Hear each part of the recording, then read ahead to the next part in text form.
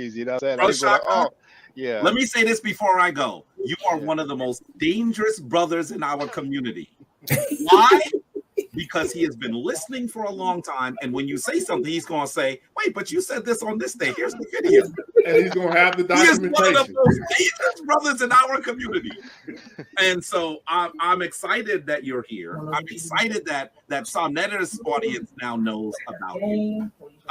He was talking to me about Shaka, Shaka, Shaka, Shaka. I thought he was talking about Shaka almost for a second. Because Saneter love him some Shaka Ma'at forever. So I'm just honored that now we have a more global.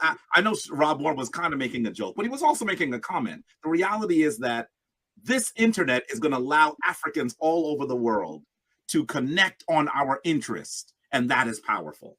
That is powerful. Yes. I'm honored to be on. I promise I will communicate with you. I'm watching your shows ardently, Shaka. So whenever you would like me to come and chat with you privately or publicly, please let me know. Yeah. Okay.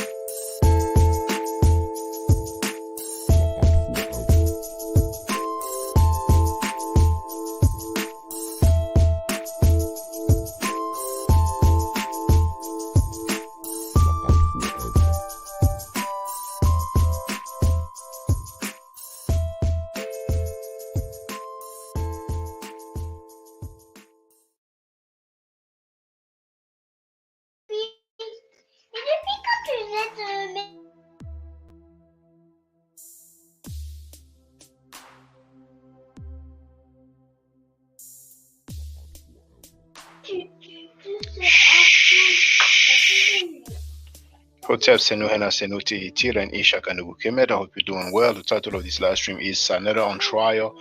Minister Enqi's book, Banging on the HOK. Let me check the sound quality.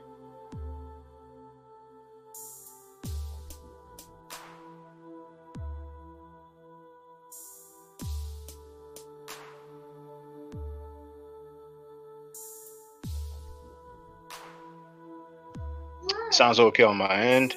Let me see who's in the place to be. Danny Williams is in the place to be. My Fro is in the place to be. For those who don't know, thank you for telling me I sound good. I appreciate that.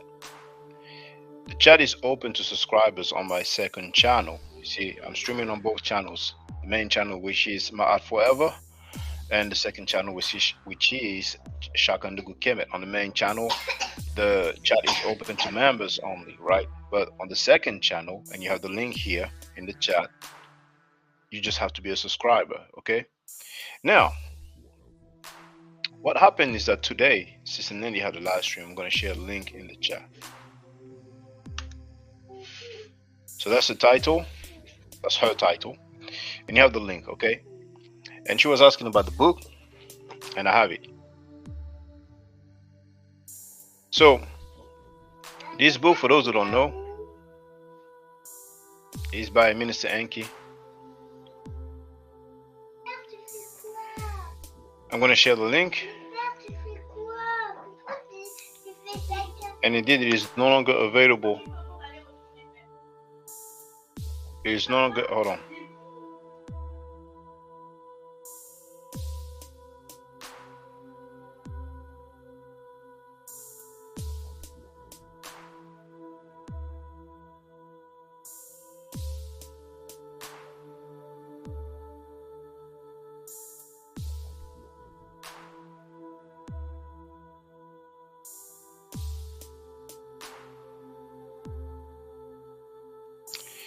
Okay, so I share the link, okay, on Amazon. and it is no longer available. Okay, Donnie wrote Sinister Enqi. What a nickname! Divinely inspired isn't the place to be. So indeed, when you go on, hold on, let me check something first. Okay, that's all right.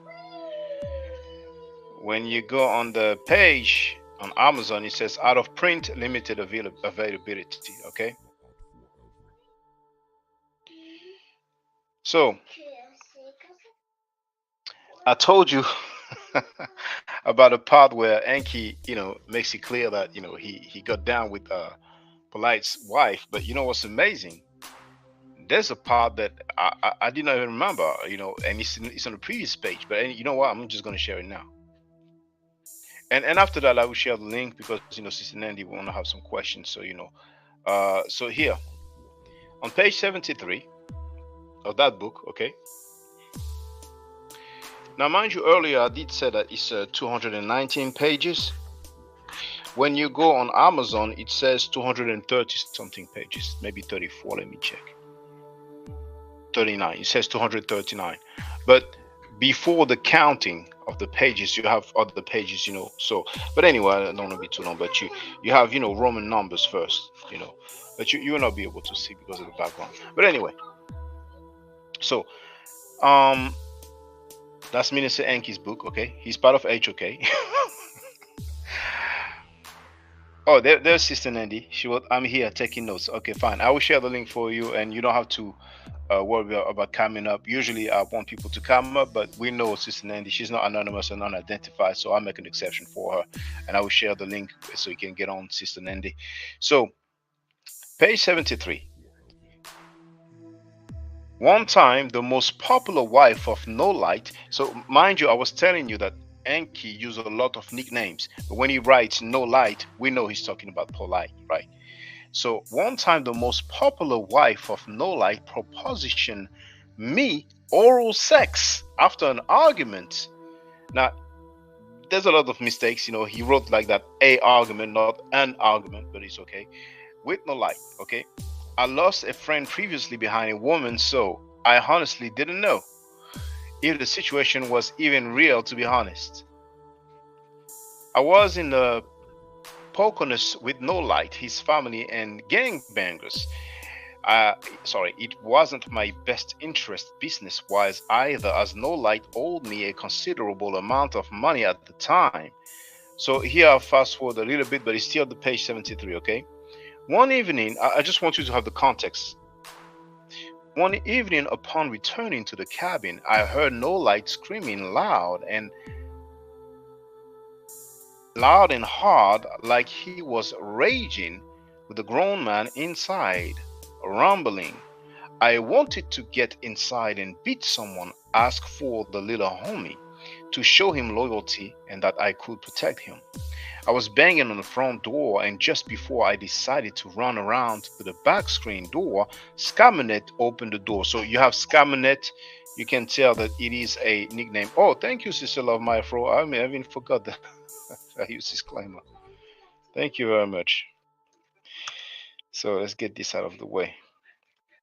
Copyright disclaimer: under Section 107 of the Copyright Act of 1976, allowance is made for comment, news reporting, teaching, scholarship, education, and research. Now, I have actually typed what I'm reading, okay? I did not have any electronic copy. It's not a PDF or ebook copy. It's actually a physical copy that I have, okay? Now, that being said, just for a record, I might as well share this video, which has over 403,000 views, and it's called Kemet and Ma'at. So in your own time, anybody can have a look if they want to. Now, once again, for those who don't know, the chat is open to subscribers on my second channel, and I'm going to share the link again. All right, so anybody can participate in the chat on the second channel. You have the link there. Okay, so where was I? Oh yes, Camonet. Okay, you can tell that's a nickname for Amunet, which is Polite's first/main wife. She was at one point. I don't know as of today. So inside, a 5-year-old or so young Isis, the daughter of Scamanet and No Light. So some of you know her name. It's ancient Egyptian or Kemetic goddess. He put Isis, but we know what her name is. You know what I'm saying? Um, so sat crying furiously on the kitchen counter. Quickly, the door was slammed behind me, and No Light resumed cussing at this little girl like she robbed him, foaming at the mouth, cursing and pointing in her face. His finger was jabbing, and then we moved to page 74. So his finger was jabbing her and scratching her viciously. That's the way he wrote it. So that's why I put AISIC. I immediately jumped in to protect the baby, and the whole house erupted into flames. Everyone took various sides of various perspectives on me minding my business, or baby Isis deserving what No Light was dishing out. They never disciplined the children in front of me again. And that's the juicy part. Scaminate asked me in my capacity as a driver or protector to take her shopping to relieve some stress. Things were just calming down, and it felt weird to go anywhere alone with her. I didn't know what to do. A lot was happening very quickly. Scaminate said she goes shopping for either high heels or lingerie. To relax, in that moment she said she needed to do both. When we got to the stores, she wanted my opinion on how different panties fit on her. Ask or how the bras held her tiggies. That's the way he wrote it. We needed to match the panty and bra sets to different hair combinations. When pulling into the last shoe store, she told me to park at a good distance from the store. When I stopped the car, she was very forward about what she wanted then and there. She and I remained cool after that evening. Very cool. I wouldn't have been so welcome in their home over and over with her energy and support. He probably meant without her energy and support, but I just went at it how he wrote it. So you have the full context, and it's clear that even though it did not write, okay, we got it on, we did this and we did that.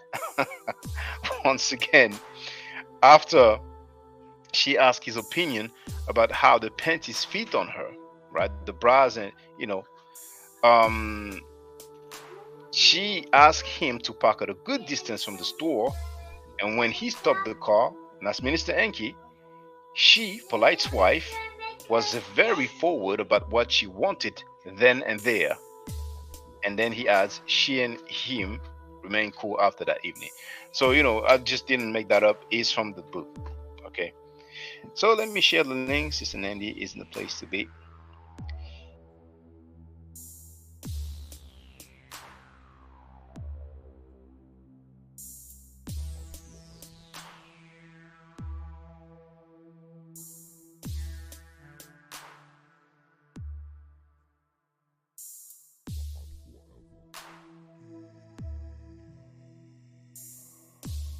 She wrote, what the F? That's Enqi. Alright, so you have the link, Sister Nandy. Feel free. And anybody else who want to participate in the chat, then feel free. For those who don't know, the chat is open to subscribers on my second channel. So you just have to become a subscriber on my second channel, and you have the link here. And we're going to wait for Sister Nandy. So here it is, chat open to subscribers on my second channel.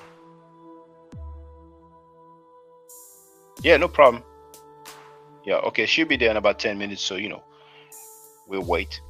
Well, in the meantime, if anybody have questions, then feel free, what I'm saying, in comments.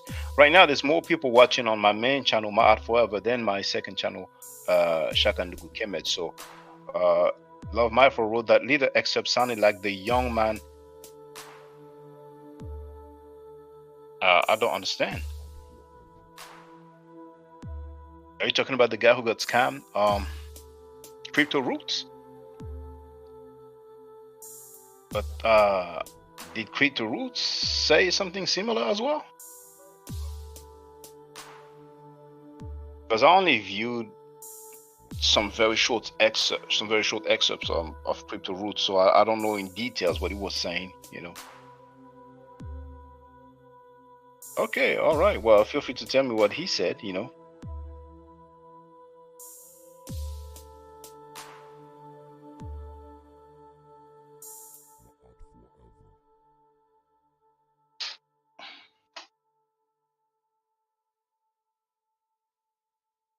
So feel free. Once again, the chat is open to subscribers on my second channel.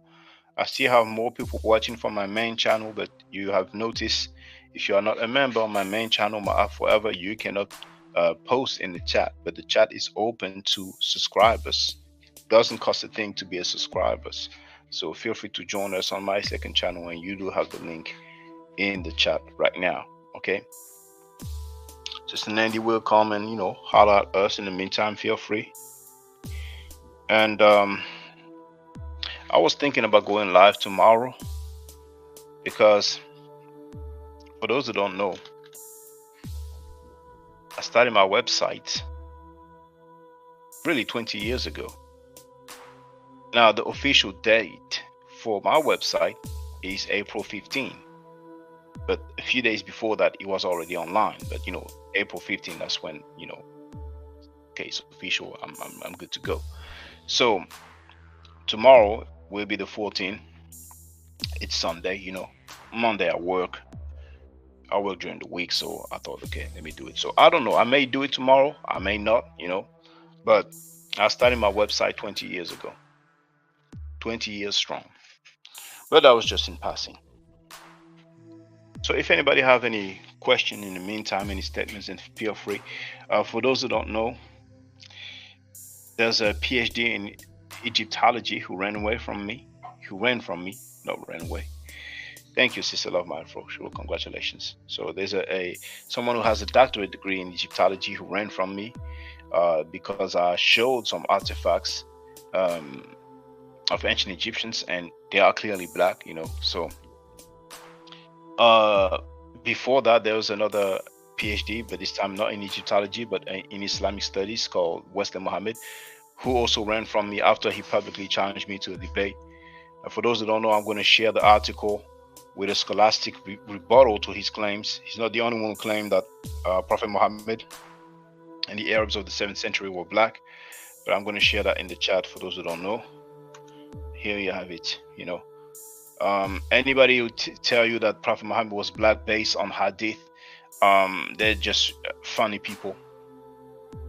There is not a single Sahih hadith, that is authentic hadith describing Prophet Muhammad as black. As a matter of fact, the Sahih hadith said that Prophet Muhammad was not even brown.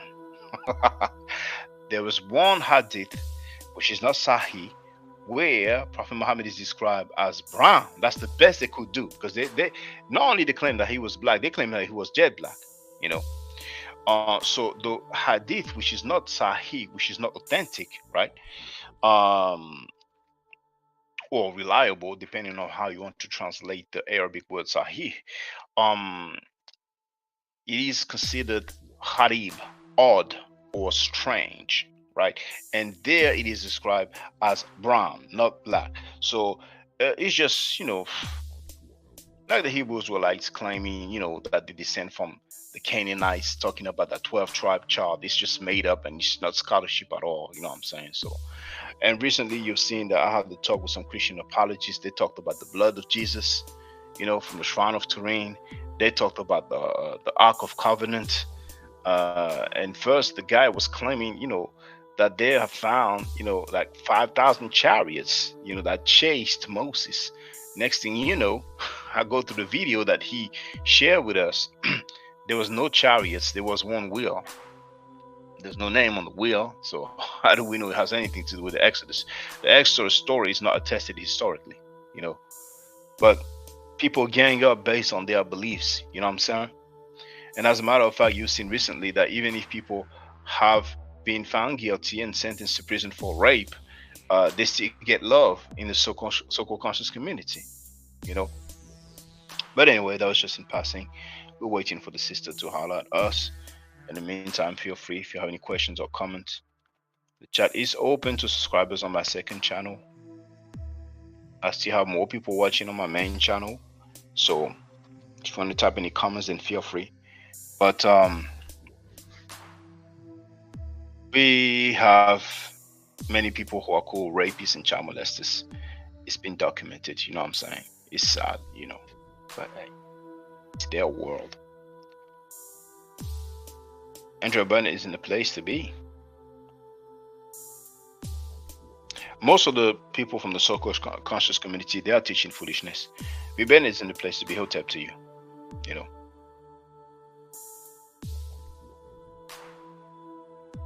So the Black Hebrew Israelites, for the most part, they are teaching fictional stories and fairy tales. The Moors, for the most part, like Sabia Bay, are teaching fictional stories and fairy tales.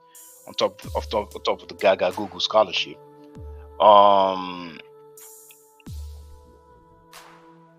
The Black Muslims who claim that Prophet Muhammad was black, and the heirs of the 7th century were black, they are teaching foolishness. The Hebrews will like to teach that the Canaanites were black, they are teaching fictional stories and fairy tales. We have depictions of Asiatics, you know,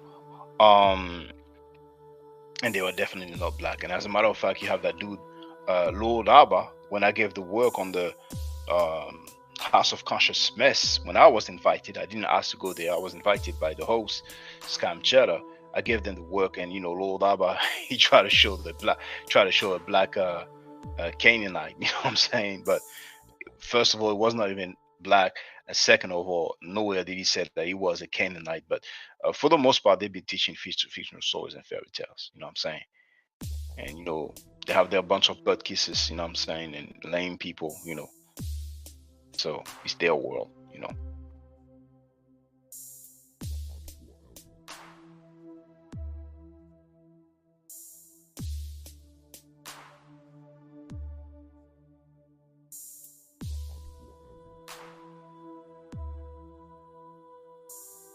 BB is listening from the TV. Oh, Niger, hey, how you doing, sister? So I'm gonna repeat that on a regular basis, but the chat is open to subscribers on my second channel, so feel free. I have about the same amount of people watching on my main channel and my second channel now.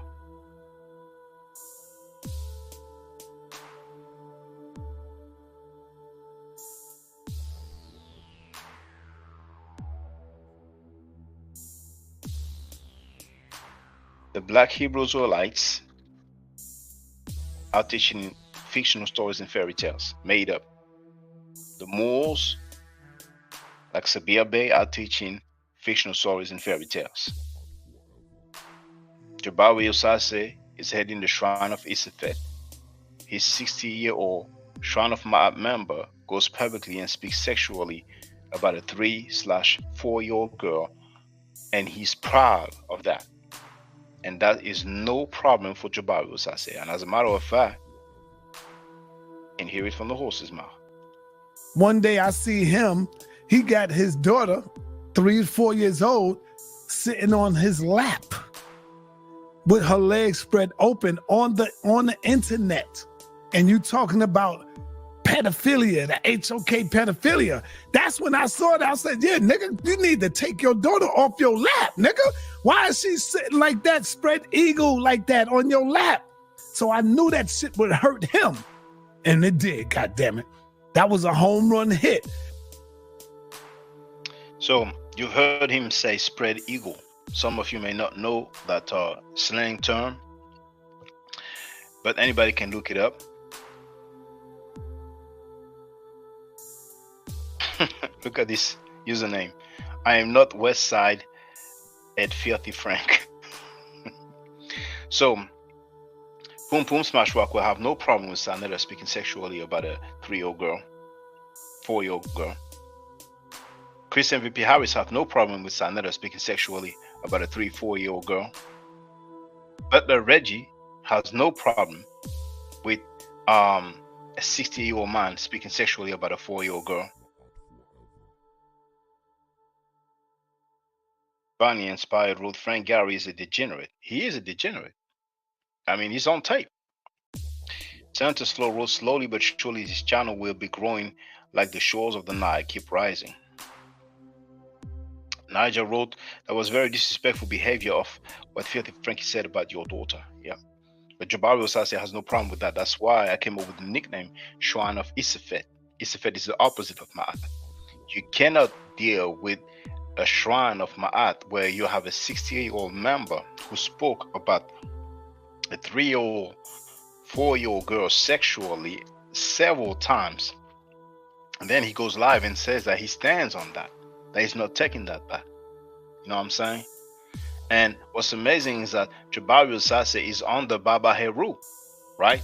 So I don't know if Baba Heru is aware, but most of them they know what's going on. Most of them know what's going on, you know. Like there's a PhD called Jahi Issa. He has no problem with that channel, with that platform, right? He even came on my channel to complain about a pseudo book, you know, the origin of the word Amen, you know, and that book was just, you know, criticized by a PhD in linguistics called Dr. Obadele Kambon, who lives in Ghana now, but he is from America. So Dr. Jahi Issa, right? Baba Heru and many other people, they may act like they don't know what's up. Professor James Moore knows that Saneter spoke sexually about my daughter, because first he said that in writing, you know, and I've shown and shared that thing, right? But we have him on tape, and it's not the first time we have him on tape anyway. But it's life. It is what it is. Now I have respect for Professor James Moss. Don't want anybody to get any wrong idea, but it's a shame that some people, like Filthy Frankie, really gets a pass for so many things. Filthy Frankie is on tape wishing death of black people. He's on tape wishing, calling on the death of Al Sharpton and Malik Zulu Shabazz. And then some people have the nerve to criticize me. I never wish death on black people. Did anybody hear me wishing death of black people? But anyway, Niger wrote exactly, it's a fit, it's chaos, and Ma'ad is order, which makes sense. What they are doing is of Isfet nature, if you ask me.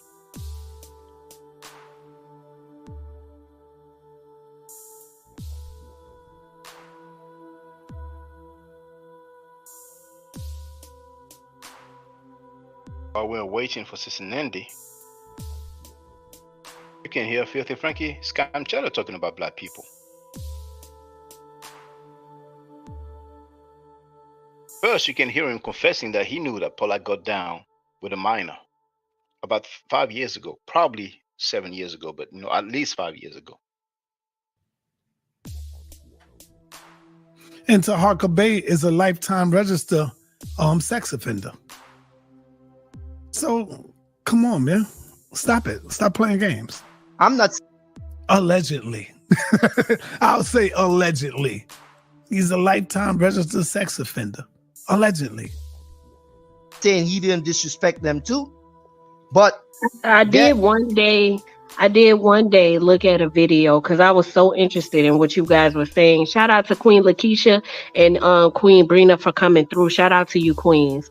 I did look at a video that he made, and he said Brother Polite had accusations on him, and they fell out, and you know, he started taunting him for those accusations, and he said he found out about them on the internet, and he had pending charges based upon these accusations, right? And then he said, but when the charges were dropped, he felt bad. So when accusations came up on him again, he said, well, I'm not going to do the same thing that I did the last time. Now, is that smart? Now, if that's Texas Bomber, she's 100% correct in that aspect. When I did say I did that too polite before, where I jumped out the window. And when I came out and said, Baby York, Dr. Baby York, everybody and their mama banged on me. That's when I was on the verge of me and him separating. Everybody and their mama banged on me. And not only did they bang on me, they begged me to bring Polite back. Now, did I have any facts that he was doing this? No. Did I see anything with him messing with a little girl? No. He was saying hurtful things to me. I was saying hurtful things to him. And that's how it always goes. When you end up fighting, you end up getting in the ring and you end up saying hurtful shit to each other because we trying to hurt each other at that point. Simple as that. And so if the mother say, no, I'm not pressing charges, he ain't do nothing, what the hell am I supposed to do? Tell me, what am I supposed to do? Saneter has been defending promoting and supporting rapists and child molesters for years. Is that true or it's not true? That's true. Okay, fine. Is Saneter a Satanist, yes or no? Yes, he is. Okay, good. Feel free. The HOK, most of them that go against the Most High and follow this fake Masonic, white supremacist, so-called fake Pan-Africanist Kemet mess, more science, all that is all satanic. Whereas basically like, basically Saneter does need to apologize for talking about your daughter. I don't know if he's going to do that. If you guys are, when men banging on each other, that's one thing, but children should definitely be left out of it. There is another brother named Shaka Ndugu. Please check out his channel. He also is bringing awareness to this pedophile cult, Shaka Ndugu. He also is bearing witness to the foul behavior of this sexual deviant circle. Okay, well, Judah Nasra, feel free to speak.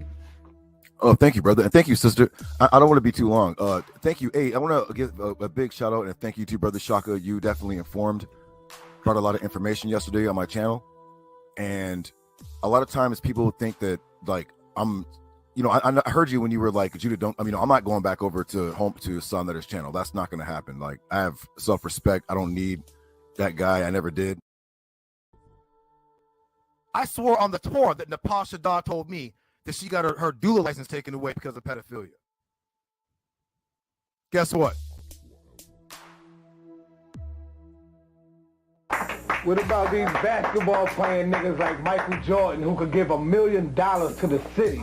He just came out with new sneakers and I already see the children buying up his sneakers for $100 and something of dollars.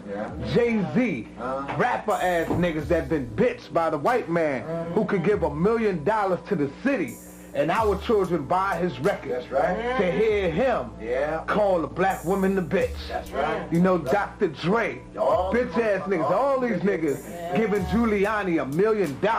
All of them together couldn't even give a black church half of the money that they gave. Because you know what it's about? A fool's paradise. Oh man, just to be accepted. Accepted by them Jews. So that's right. So that them Jews are still, same way. So I say death to all the Negroes that is trying to take our people back into the hands of the slave masters. That's right. Reverend Al Sharpton, the Malik Boo Boo Shabazz, whatever his fucking name is. All of these niggas, the death is going to come to you because judgment is on y'all fucking asses too. That's right. He's going to call Elijah. That's also child molesting. What we do? Well, the thing with Elijah, he had sex with teenage secretaries. Some of them were underage, but then he was not raped. He said the thing with the Honorable Elijah Muhammad, he had sex with some teenagers and they were underage. So he recognized that they were underage right there. This dumb, stupid nigga. Let's hear him. Watch it, and then watch what he say. He said it was not rape. Why it was not rape? Because he said they gave it to him. So now all of a sudden, a 14-year-old, a 13-year-old, because she opened up to him, you saying it's not rape, nigga? How can a 13 say give consent to that? Come on, nigga. You are exposed. Drew Ali apparently had some situation with like a 15-year-old girl or something like that, some sort of statutory rape. Do y'all hear this, nigga? The 14, 13, 15, 16, they were willing to give it to him. So it's not rape. What? It's shenanigans again. We all heard the nigga. Hey, Saneter defended Malachi York. Saneter defended Malachi York. Well, nigga, you defended Elijah Muhammad. Oh. Statutory rape is not rape. He said because they consented to it, it was not rape. So he's the one that's saying it was not rape. He don't understand that statutory rape is still rape because they cannot consent. A 14-year-old girl can't consent to a 30-something-year-old man. Where is that possible? So listen to this bitch ass nigga. Pedophile protector. Hold on, man. Did y'all hear that? I would like to hear y'all take on that, man. Hit the link, somebody. Come on in and build, man. Talk to me, man. The fuck? He's here talking about the Honorable Elijah Muhammad is not rape because it's consensual. Because it's consensual sex. Wow. Do y'all hear this shit? My brother, do you know, Israel, that he defended Elijah Muhammad? So he was saying not rape. He said that. Because the same thing he said about me. Oh, he defended Malachi York for 10 minutes straight. Listen to this. They were willing participants. So, see, at the time, I'm not trying to make, no, check this out. I'm not trying to make excuses for it. Yes, you are. He said that the girls were willing participants. How can a woman, a young lady underage, consent to having sex, Shaka? How? Where's that at? Let me ask you. Now, if you have a man saying that, yo, man, I know that girl is underage, but she was a willing participant, would you look at him as having pedophilia tendencies? Oh, now, yeah, absolutely. So I'm not even have to think about this to even worry about if I got to apologize for it later. Absolutely, bro. These are young girls, bro. These are young girls. Like, for right now, like, what can a 15-year-old girl do for me? He admit that they were. None of us follow Farrakhan over here, man. Mm-hmm. Because I see what you try to do to Saneter, right? You try to say that, I can say it too. You could tag all the Muslim people too and tell them I said fuck Elijah Muhammad. And yeah, that nigga was a rapist. Fuck all them Nation of Islam niggas. Let them know. Killer B said it. Yeah. Hey, you Killer B gotta link up for real. Yeah. Both of you. Yeah. He called me today, but I missed his call. I missed the call. I gotta link up. Looked at the phone and he had a text said, damn, I just called you. He missed the call because I sent him my number. Okay. Yeah. Polite is not one-dimensional. You see what I'm saying? I think Brother Polite is horrible. He could go into the health. Islam, he would kill Islam. He will tear Islam a new asshole, bro. I'm telling you, he will. Shout out to my man, Mighty Hebrew, in the building, man. Shout out to my goddamn homeboy, Mighty Hebrew. He got mad because I shouted out Killer B. Shout out to Killer B in the building. Shout out to Killer B in the building. Family, real quick. I did not defend Dr. Malachi York 10 minutes straight. What the dumb fool don't understand is that Suge edited the video to make it long. I can only be who I am. I am who I am, man. Take it or leave it, bro. You know what I'm saying? So you can keep playing that video, because guess who I learned all of that from? Yeah, you got it. Dr. Khalid Abdul Muhammad. Do I got to get videos with Khalid Muhammad saying, yo, Negroes, we ain't shit but a bunch of Negroes? Khalid, he'll use profanity sometime. Khalid will tell you black people ain't shit. He will tell you that. He will tell you that all of you are buck dancing, bamboozled, half-baked, half-fried, sissified, punkified, pasteurized, homogenized niggas. How many times you heard Dr. Khalid say that, y'all? See, this Shaka Doo-Doo nigga, he's not over here from our culture. The nigga think he doing something because he said he's playing Saneter over and over. Oh, look, Saneter said black people ain't shit. Yeah, nigga, I said it. Yes, I said it. And I make no apology for that. So Dr. Khalid is the one that taught me. This nigga so dumb. He's playing my part when I said niggas ain't shit. And I stand on that. I'm making a clear distinction between niggas and black people. He don't get the distinction that I'm making. So he thinking I'm getting at all black people, all of my people. No, I said this and I said it once, I said it twice. I learned this from Dr. Khalid. I learned this from Minister Farrakhan. The Old Testament Minister Farrakhan? How many of you heard Dr. Khalid bang on black people? How many of you heard Minister Farrakhan bang on black people? How many of you heard Huey P. Newton? See, this nigga, he's not in our struggle. So to hear me say black people ain't shit, we turn on each other. He think that's a diss to all black people. He don't understand it because his struggle is not our struggle. Check. I could show you so much information where black people is just murdering, raping, molesting each other. You gonna tell me that piece of shit is worth something? So when I say black people ain't shit, that's who I'm talking about. The niggas like him, that's who I'm talking about. The Shaka Doodles, that's who I'm talking about. I'm not talking about DMG. I'm not talking about Black Lion Supreme. I'm not talking about Bond Dog. I'm not talking to my people. I'm talking about pieces of shit like that. That's who I'm referring to when I say black people ain't shit. People that fits in that category. But he think I'm talking about all black people. Khalid said that many times. I learned it from Khalid Muhammad. Huh? Because he teaches that we are stiff-necked and rebellious people. See, a nigga like Shaka here say nigga. Half-baked, half-fried, sissified, punkified, pasteurized, homogenized nigga. That's what he would call Shaka Doodoo. He would call Shaka Doodoo a homogenized nigga. Is that Khalid talking bad about black people? No, he's talking bad about niggas and coons.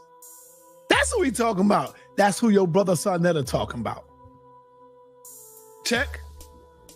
I learned that from them, from these great minds. I learned that from Amos Wilson.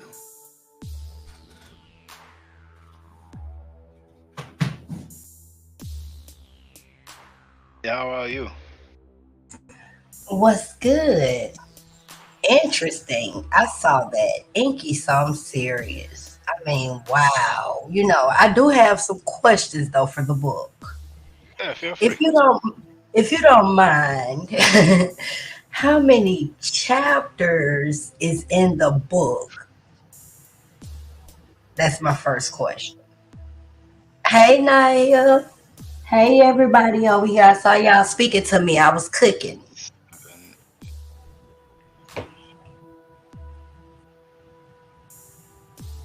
14, 15, 16.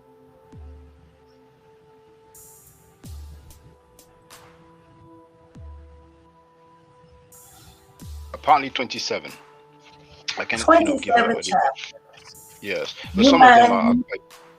some You of them mind are throwing out a few of the titles? You mind throwing out a few of the titles of the chapters if you don't mind?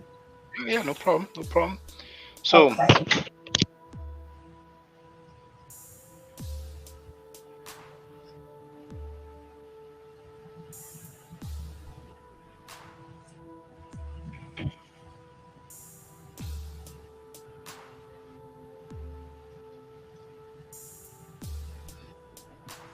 Can you hear me? Okay. Let me go on mute.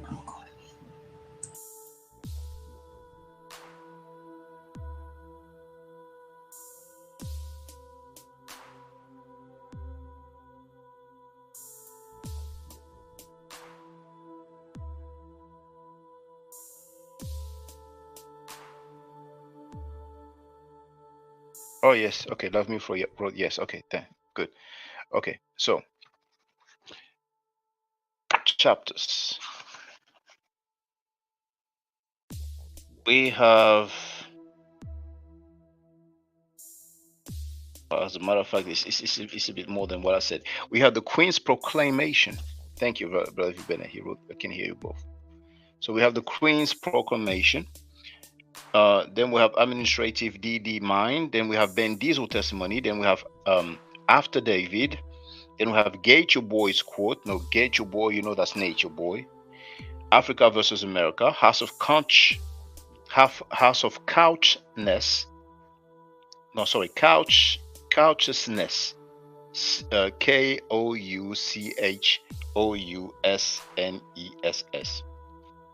Then we have Saneter, aka Filthy Frankie, aka Enqi spelled Effie, in parentheses, allegedly they called him Effie in prison. And then it says dash alleged predator. So that's a very long chapter for Scam Channel. Unfortunately, I don't think you'll be able to. You won't be able to see it because of my background. But anyway, then we have the chapter. I'm listening. Yeah. Yeah, feel free. What were you saying, brother? Sorry, Sister Nandy, what were you saying? Oh no, I was just saying that's crazy. I'm listening to these titles. Go ahead. Yeah. Yeah. Then he has race. Then he has SNPS. Then he has food gene consistency. Then he has nationality versus bloodlines. Then he has real knowledge of self. Then he has examples Stop of life. right there. This is what I wanted you to go into. Stop right there. See, this was the game. That's why, and once he takes everything out about Saneter, the book is just gonna really be about shit that he want to teach. Pay attention. That's why I told you to go into the chapters. He incorporated what the fuck nutrition and I don't know if I can curse on your channel. I try to keep You can. Feel free. Okay.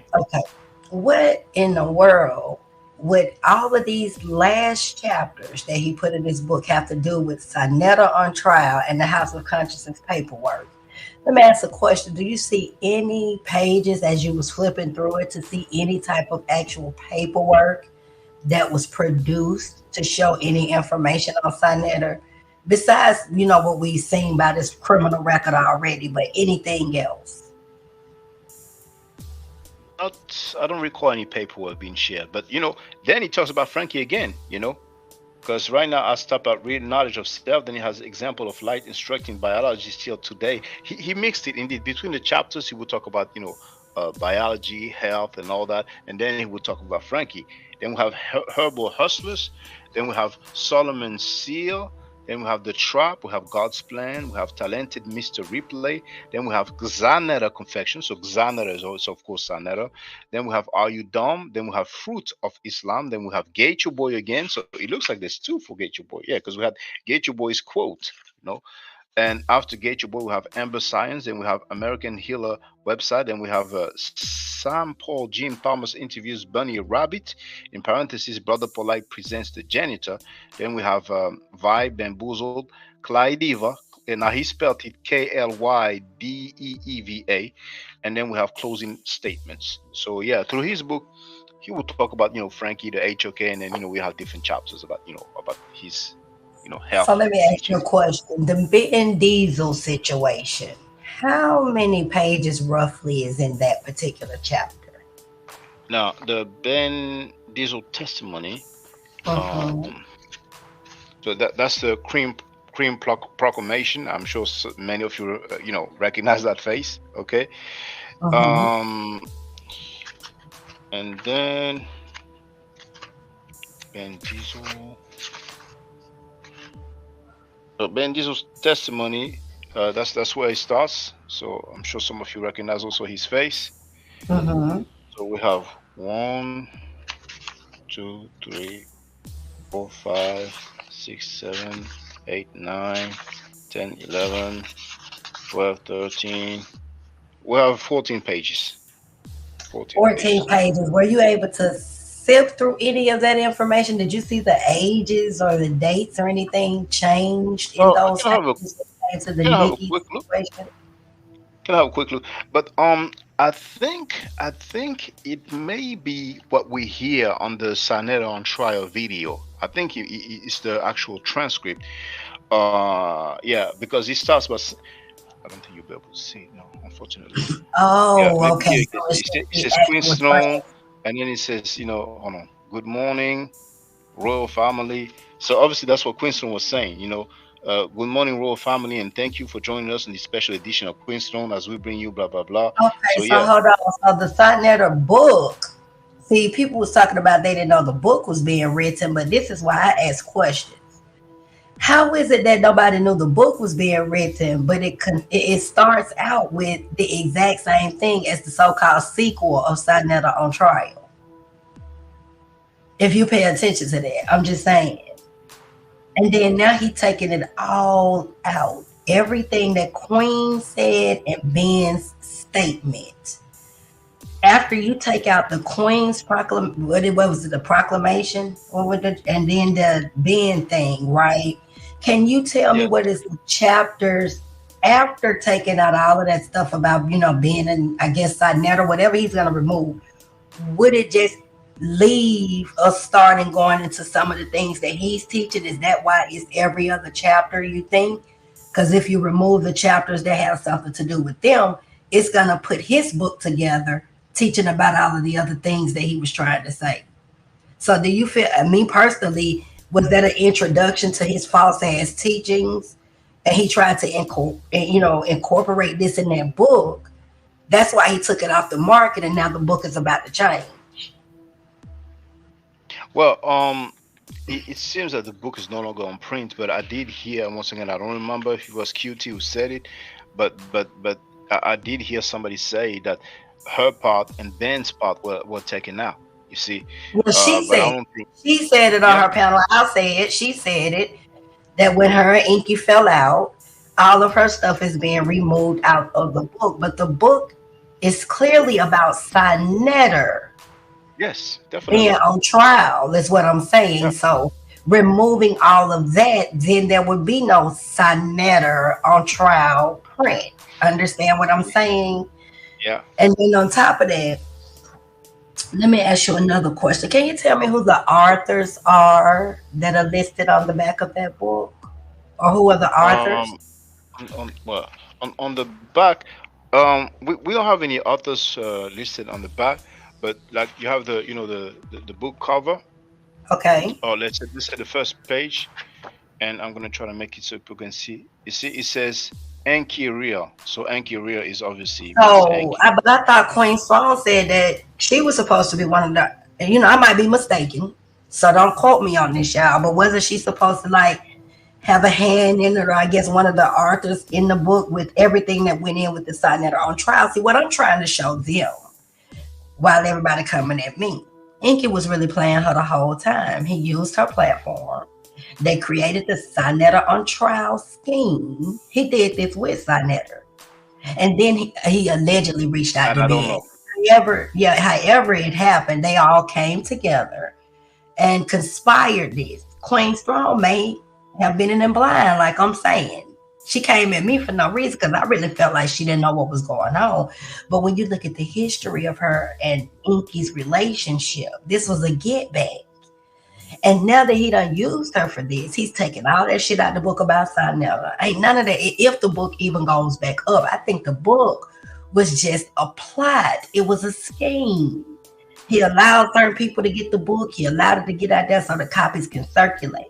If you ask me, and I might be wrong because they dirty, if anything ever comes out of this situation, that was his proof of the lies and shit that was spewed on her platform and all of this bullshit that happened with the Nikki situation versus all the other stuff that was going on. That's why I said Saneter is a piece of shit. But you're showing information up here right now that's coming out of his mouth. Nothing that you're saying. His mouth. No assumptions. His fucking mouth. Whatever I show on my panel comes out of their mouths. Nothing I'm conspiring or concocting. Their mouths. That's information. But to come up here and put a whole damn trial and a book together off of a scamming ass nigga that done stabbed everybody in the back, including yourself, it was just a fucking trip up. Take the goddamn L and move forward. And then to still come at me, but she ain't went at Enqi now time. She ain't had not one word with her. I'm not even gonna speak on it. We went our separate ways. I still got certain shit, but bitch, everybody else who pointing out the flaws in the conversation, you want to come and jump on our back. Everybody who going at Saneter, you feel we getting paid from Saneter, but you bitches standing on lies when it comes to Saneter. I'm not gonna stand on lies. He told a lie on me. He came up there and admitted that shit, and he was dead ass wrong. And he still gonna have to prove. I heard when he admitted on your never been back on Saneter platform. Neo X done crossed out Queen's throne as well. I ain't never dissed you. Never crossed you out. Never had nothing bad to say about you. Miss Lady, since you don't want me to call you sis. Miss Lady. But you would come out here and sit on the panel with two motherfuckers who done stabbed you in the back and then co-sign that shit. No, bitch, you can't get away with that with nothing. I don't owe a motherfucker no respect up here, and I'm gonna say this because I was cooking and I got a few more questions and I'm gonna go. I want to say this. If you have time. I don't owe anybody no respect up here unless they earn it. I have never been big on giving respect to people unless they earn it. I am entitled to say what I need to, and we speaking facts on certain shit. And I'm also entitled to voice my opinion. And it's sad that you get people who will show their hand because you know what? If it was true and it wasn't a lie, you bitches wouldn't have even reacted like that on the video last night. You hoes come out here all the time and say I be telling lies, but I just pull out the videos. I pull out the proof. I don't come up here going back and forth with no silly rabbits. Ben was the last leg both of y'all had to stand on. And I'm going to say this for them talking about my shows failing.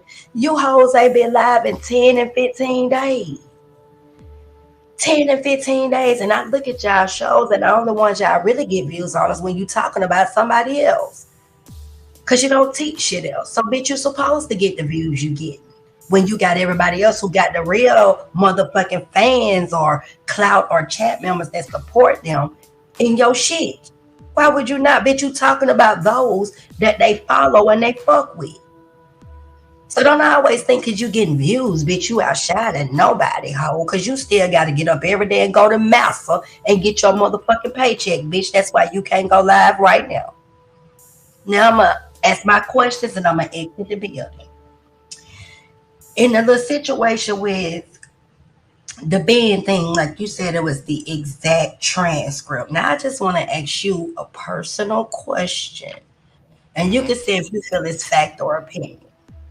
Do you feel from looking at the actual book, the shit in black and white, and you seeing this particular trial, do you feel that Ben was somebody that we can stand on for a witness or even just his testimony when it comes to a Saneter being on trial for that particular situation with Nikki? Not all the other scandalous shit we can prove, because he's still a piece of shit. People don't get that.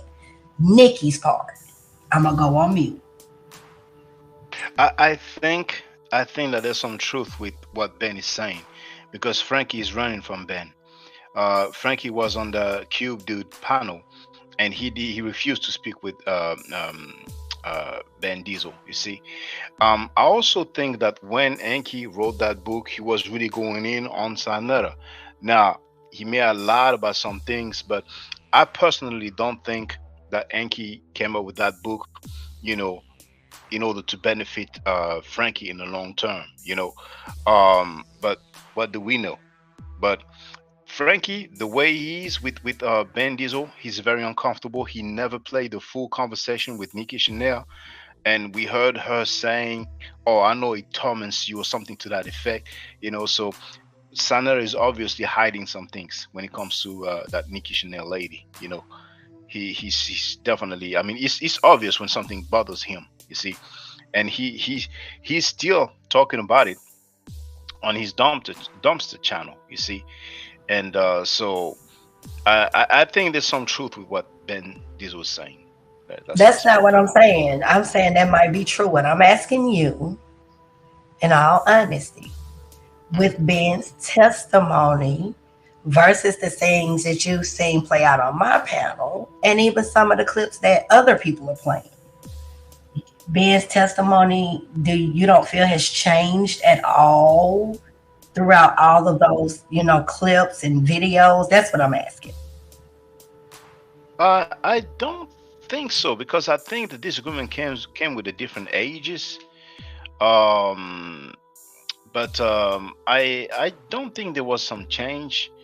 And if there was, people should. You said the disagreement came with the different ages, but who changed the ages? The people, or did Ben change the age? Well, if he changed it, people should be able to show it very clearly. It seems like he talked about her when she was 15, and she said that she had an older dude or boyfriend, and then he talked about the time when he saw her. He says that he saw her, in Frankie's room. And if I'm not mistaken, he said that at that time she was 17. Is that correct? Did he say that? Yeah, he said that, but he also said that during the time that she stated she was dating an older person, she never, ever, ever stated it was Saneter. He never seen her with Saneter. So how did he come up with that? He said he assumed. Now, let me ask you a question. Irregardless of if you're just the most terriblest person in the world, if you were on trial right now and somebody made this type of allegations on you and they come in there and say they assumed that you were the person at the age of 15, right? Would you want to be convicted on that? On an assumption? Because you have to even prove beyond a reasonable doubt in court systems. Beyond a reasonable doubt. This is a reasonable doubt because first and foremost, he stated there was nothing ever stated to him that it was a Frankie or anybody that she was dating when she was allegedly 15. Also, at the age of 17, he didn't see anything going on, but he just seen her coming out of a room where he was freaking in the same room. He admitted that he went to dinner with the young lady and he was 18, 17 going on 18 for 3 years. I'm saying if you were the person that was on trial, it changed 3 years. And he's the only one that has admitted to being anywhere with this young lady secluded, trying to get at her beautiful self. Under assumption, would you want to be convicted or would you want this nigga up here who done admitted he was over here having dinner and doing all this stuff, and that could be confirmed because it came out of his mouth, versus the young lady never saying you were the elder person that she was dating? I'm gonna go on mute. But what I understand is that when she was, from what he said, Ben Diesel, when she was 15, she was with the other cat. And when he saw her getting out of the room with Scam Cheddar, that's when he had a confirmation that, oh, this was the other cat that she was talking about, you see. But yes, if I'm not mistaken, he said that he was interested in her, but, you know, she didn't give him the time of the day, you see. So I don't think that his story has changed, but maybe it has. And if it has, people will be able to show that, you know, very clearly. But so far, from what I heard from him, it seemed consistent to me. And once again, Saneta's reaction. Saneta is not playing the conversation between her, and Saneta admitted that she did not know he was recording her. See, so let me say this, Shaka, and you know I respectfully speak my opinion, but feel free. Saneta is just capitalizing off of this, and it's gonna all come out later. That's what he's doing. He capitalizing off of it. But let me ask you one more question. When Enqi and Ben first presented that phone call, because y'all have played that phone call several times, right? How old was the young lady at that time? He said that he saw her coming out of the room on the phone call, not the trial, the phone call. How old was she? What made everybody start making videos about it? Now, honestly, I did not even listen to the phone call in full. I just heard parts of it. So, can you clarify your question again to me? Because you talked about the age on the phone call. Yeah, when Enqi first brought the phone call out, right, about Ben calling in, which that was a fabrication. Ben never called in. We now found out that he reached out to Ben.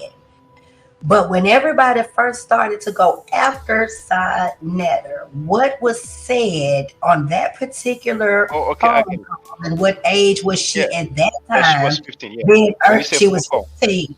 Being ushered out of the room. Being ushered out of the room, and he was 33, right? He was 33. He said Saneter was 33 and Nikki was 15. Okay.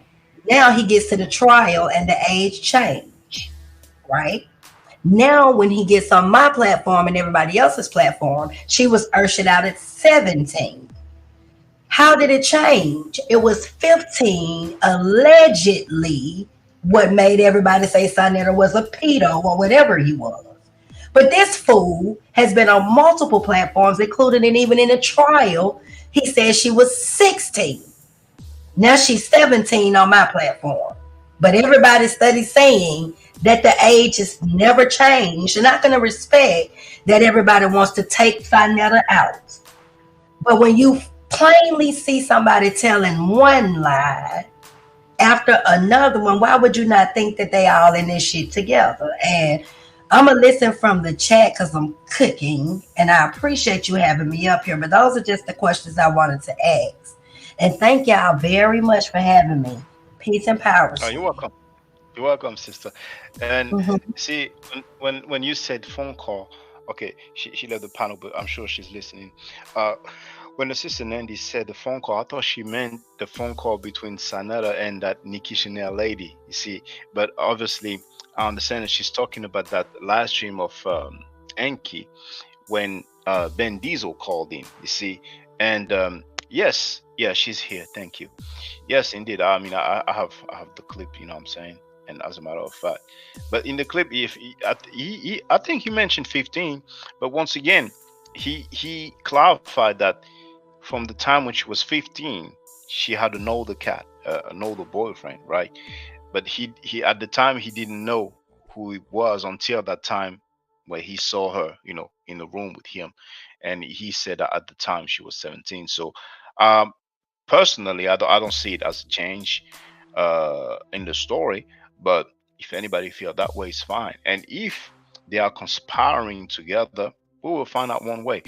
I don't think that Saneter benefits from that story. Saneter is very hurt about that story. Saneter is very uncomfortable, hiding something, not playing the full phone conversation. He admitted that, you know, he recorded her without her knowing. So he's definitely hurt about that situation. You know, it looks to me like he's hiding something. And we've seen Saneter lying over the years, and it's very obvious when something bothers him, you know, and that situation really bothers him.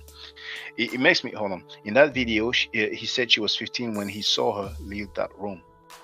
Well, I can play the video, but I don't think, let's see if we're talking about the same video, because that video where he calls Enqi's live stream, I don't recall him talking about leaving the room. Now, if he said that, I missed that, but I'm just going to play for the record. I have the clip. It's a bit long. I cannot fast forward, but you know. So I be scamming and shit like that, but we seen his arrest record, so we know he ain't no pedophile, at least. You know what I'm saying? Well, I mean, I beg to differ because I was there. Hold on.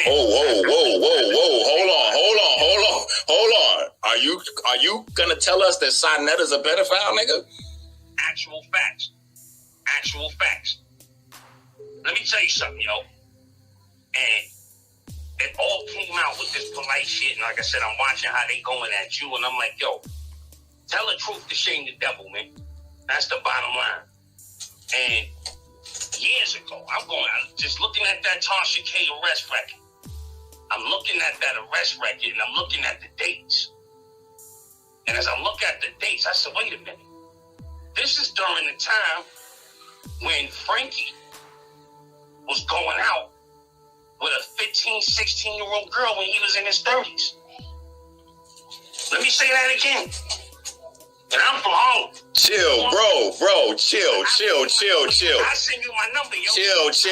You can't call in. You can call me up and we could go. Yeah, so I see that Sister Nandy is telling me that's not the beginning of the call. That's the clip that I have. But I don't have the beginning, and it's probably floating online. But if anybody has a link to that, you know, beginning, then feel free. Oh, she wrote "Lady Play." Well, I have to play it again because that's a clip. I cannot fast forward and all that. So I'm gonna have to hear what we heard, because once again it's a clip. You know, let me play here. So I be scamming and shit like that, but we seen his arrest record, so we know he ain't no pedophile, at least. You know what I'm saying? Well, I mean, I beg to differ because I was there. Hold on. Hold on. Are you gonna tell us that Saneter's a pedophile, nigga? Actual facts. Let me tell you something, yo. And it all came out with this polite shit, and like I said, I'm watching how they going at you, and I'm like, yo, tell the truth to shame the devil, man. That's the bottom line. And years ago, I'm just looking at that Tasha K arrest record. I'm looking at that arrest record and I'm looking at the dates. And as I look at the dates, I said, wait a minute. This is during the time when Frankie was going out with a 15, 16-year-old girl when he was in his 30s. Let me say that again. And I'm from home. Chill, bro. Chill. I send you my number, yo. Chill. You can't call in. You can call me up and we could go on the phone. We could do a FaceTime. We could do all that. Bro, you can't call in. You can't. It's the climate in the community is too crazy to throw a smear campaign on a nigga like Ain't that. A smear campaign. I got the girl name and everything. I know where the girl is at. She'll confirm it herself. Whoa. So this is home. So you want to know why he protected Polite? Because he defends what Polite do. Hold on. So you saying that you know that Saneter was 30 years old with a 15-year-old girl he was having sex with? 33.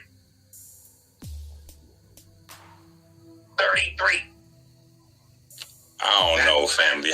What's the girl name then? Where's she from? Like, how do we know this is real? Again, every man got to defend himself. So he getting at you, he throwing smear campaigns. This is on him. And like I said, I'll leave you my contact information if you ever want to get back at me. And when he get on the line with me, he know what it is. The girl name was Nikki. Ask him about Nikki from 150th Street. And what was he doing with Nikki? Ask me no fucking questions about no fucking Nikki. Who is Nikki? You tell me. And if I knew it and then I tell you who she was, you wouldn't fucking know her. Ask him that question. That's the question that needs to be asked. So that nigga's phone. And I used to see how we used to say all that shit on 125th Street. That was nothing but divide and conquer. All you did was put us against each other for 20 years. That's why we don't got shit. While you driving around in Mercedes Benzes and all that shit through Harlem, we is divided and conquered. For 20 years, we battling each other all day, every day. All year, every year, for 20 years. But again, you want to see what's in the dark comes to the light. With this shit with Polite now, the gloves are off. We grown ass men right now. We can't defend this in our community anymore. You gotta tell the truth to shame the devil. So I'm gonna leave you my contact information because I know people calling you. Fuck? No, ain't nobody else calling in. Niggas is in shock. You just fucked up my whole show. What? Yo, it's the truth. What the fuck? It's the truth. Quran, 150th. You know who I be? Quran from 150th? 150th and what? St. Nicholas. Quran from 150th and St. Nicholas. And and Nikki is from 150th and St. Nicholas too, or no? All the same block. Wow. We all lived in the same building. Okay. Oh, so you lived in the building. So hold on. So let me, you know what? I don't even want to make jokes because it's so serious. But I was going to say, you sound like somebody who was trying to hit it and mad because one of the older niggas was hitting it. Because that's how it usually be. It be grown-ass, old-ass pervert niggas messing with the young niggas' girls. Of course. That's exactly what it was. The girl always used to say she had an older boyfriend. And the kids like, yo, who? He used to sneak that girl in and out of his house, yo. When she was 15, 16, 17. I think he missed her for a year because he had went away to jail. Look at that arrest record. I'm talking about like 96, 97, somewhere in that area. I got to look at that record again. But he was in jail, and when he came home, he got right back to her. And she was like 17 at the time. I said, have you recently addressed the latest rumors we heard? Yeah, we did earlier. Nepal, let me deal with that. What are you talking about? Recently, we heard some crazy things from Enqi's page. So you agree that they were just rumors, right? And not facts? I'm trying to figure out. That's why I'm asking you. No, I'm asking you. Was he dropping facts? We didn't see any. Hold on, sister. Let me answer you. So I can't say that it's a fact. Thank you. So I ain't got to address it, sister. Thank you. It's just comical stuff. Huh? It's just comical stuff, sister. I ain't got to address it. If it's not facts, if it's not coming with proof, but I'm surprised you ain't asked me about Solomon. He's in your neighborhood. He's out there with you, and we talked about him before. We gonna expose the pedophiles. You know, I just wanted to make sure that you heard. So I was interested to know if you had anything to say. No, that's just because it's just crazy that people are shooting people out. People are playing games with this. Pedophiles. Yeah, people playing games with it. With no proof. Yeah, and that's sad. That's what you should have asked him. Like, dude, where's your proof at? Can you show me something? You know, I need to take back. Yeah, all he said. Sister Nandy is back. Feel free, sister. Let me make sure I ain't echoing. Am I echoing? No echo. On my end, it sounds good. Okay. Now, 3 things I want to point out with Ben's story. He came on as if he was a caller, an anonymous caller that was just trying to volunteer some information for Saneter. But the nigga just said on my panel that Enqi contacted him.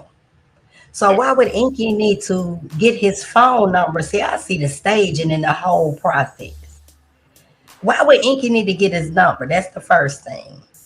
Then he said the situation about the 15 at the time he was sleeping with her then at 15. That's what he said. But he's never been able to confirm that, and Nikki never told him that. Then he bumped back into her at 17. But on my show, Ben said he ain't seen Nikki talk to her nothing since 95. So how did he see her in 96 and 97 with Saneter? It's a lot of things that's questionable. And then when you listen to it, Enqi clearly said, if you want to run the clip back, it sounds like, see, this is why I said they put the narrative together. It sounds like you a nigga who mad by somebody who, an old nigga sleeping with her. That's exactly what it is. That's exactly what it is. If y'all can't see the game, because I'm from the streets, not the streets, that's on y'all. But I'm glad you played that clip because it further made me listen to the rest of the fuckery. And it's just sad because you know what? That's one reason why I'm doing shit the way that I'm doing, because if it is a Nikki and all of this stuff, then it's gonna come out. But if it's some lies, it's gonna be some people up here catch a whole lot of vapors behind that shit. Think Enqi had it in for Queen's Throne and everybody, and I'm gonna keep stressing that on everybody panel, so these bitches can't come out here and say they made a bitch up. They said it first. I'm saying it first. Enqi was sent and he pulled Ben in. All this shit is applied. He lied the first 3 minutes of the fucking conversation. But then he said over here, Enqi reached out to him. Now make it make sense, but on that, it looked like he just called in. He heard about what was Polite. The situation was going on with Polite. And I want to close with this. He spoke about Polite. If you rewind that back, Ben said for 20 years, he been going back and forth with Saneter. They can no longer protect those type of individuals anymore in the community. Anymore. That is very, you got to pay attention. So what the fuck? So you was protecting him as long as you could sell your CDs, your DVDs, and as long as Nikki was over there having dinner with you, y'all was playing motherfucking switcheroo. But now there's no conversation about the shit anymore. Now I'm gonna drop back down and you play the clip and see if everybody else heard what the fuck I heard. Thank you. Appreciate it. Welcome. Yeah, always feel free. Anybody can feel free. Actually, let me share the link. Now I give an exception for just an Andy. If anybody else wanna holler on the panel, then you know I would like you to come up. That's a requirement that I have. So you have the link here to get on the panel. But yes, they acted like, you know, he was like a how is it, like a, what's the word, providence, or you know, like but obviously they knew the deal, you know what I'm saying? He was like, you know, who are you, where you from, and all that. Oh, we have Niger in the place to be. How you doing, sister? I'm feeling very busy today. I'm just solving this craziness all at once with this Nikki Chanel situation. And like Sister Nandy said, this situation is very situationally ironic because of the situation at hand, where he's saying it in the certain orders of the numbers 5, 6, and 7. Because I noticed that he was saying, "Hey, Sister Nandy, what up?" So this is what I was saying. So first he says that Nikki is 15 when he met the girl. Then the second time he says that she was 16. Then she said that she was 17 and the third time. And I'm listening to this, I'm like, okay, 5, 6, 7. 5, 6, 7. And I'm like, odd. So then I had to do the math on this one, because he was saying that he graduated high school in 93 on Sister Nandy's panel in one video. Whereas in another video, he graduated from high school in 95. And that was during the trial of Saneter in 2023. So this what weirded me out of the situation, right? So during that time when he said that, he didn't even disclose his birthday to Queen's Throne. He only disclosed it to Sister Nandy and said that his birthday was on November the 6th. So I'm like, this is significant, because when I looked on YouTube of Chris Brown's video on the song Nightmares, guess what day it was on? November the 6th. So I'm looking at this and I'm listening to the song and I'm like, why do I get the feeling that it reminds, the lyrics remind me of somebody that is very mysterious, that has a feeling of regret and has, a want of coming clean, but he can't come clean because he knows that he really, he put up his birthday. Well, why do I find that very significant of the fact that his birthday was on November the 6th, which is under the zodiac sign of Scorpio. And Scorpio is ruled by the goddess Serket, the real Scorpion queen. It's weird because all these things, right? All these things, the blue suit. Blue has a lot to do with Aset. Aset had one of the colors of blue. Same with Neptet. Same with Nebtet. But with Nehebtet, she wore blue with the colors brown, gold, and stuff like that. Whereas with Sat, she wore like blue, gold. So when I saw Ben Diesel wear the colors blue and black and white with his suit, that let me know right then and there about how odd it was. So then when I looked up the song Nightmares by Chris Brown, I'm like, why do I get the feeling that has to do with the reflection of Ben Diesel's type of subconscious that he is hiding and that he don't want to tell off the rip fully? It's just odd to me. And it's the same stuff when it comes down to the situation with many others surrounding the stuff around the situation involving Nikki Chanel. Now, I looked up Nikki Chanel and all that, but I didn't see anything other than, a few of them, but they were just from out of town on Facebook. I didn't see any on, I only saw one, and that one was from Brooklyn, but I didn't see anything else. But it's like very odd to me for him to speak that. And then on top of that, the song Nightmares by Chris Brown, it's really kind of like, cryptic how it came out on his birthday and it was put out on his birthday. And he never addressed that. So that led me to believe that there was a whole lot of chaos magic involved surrounding that. It made me sense things connected to the Kabbalah, and it also made me sense that Ben Diesel is a very much he's gonna be a pawn next. I can tell. And it's not gonna be by Queen's Throne or Neo X. People are gonna be very surprised at what that paw will do to the person.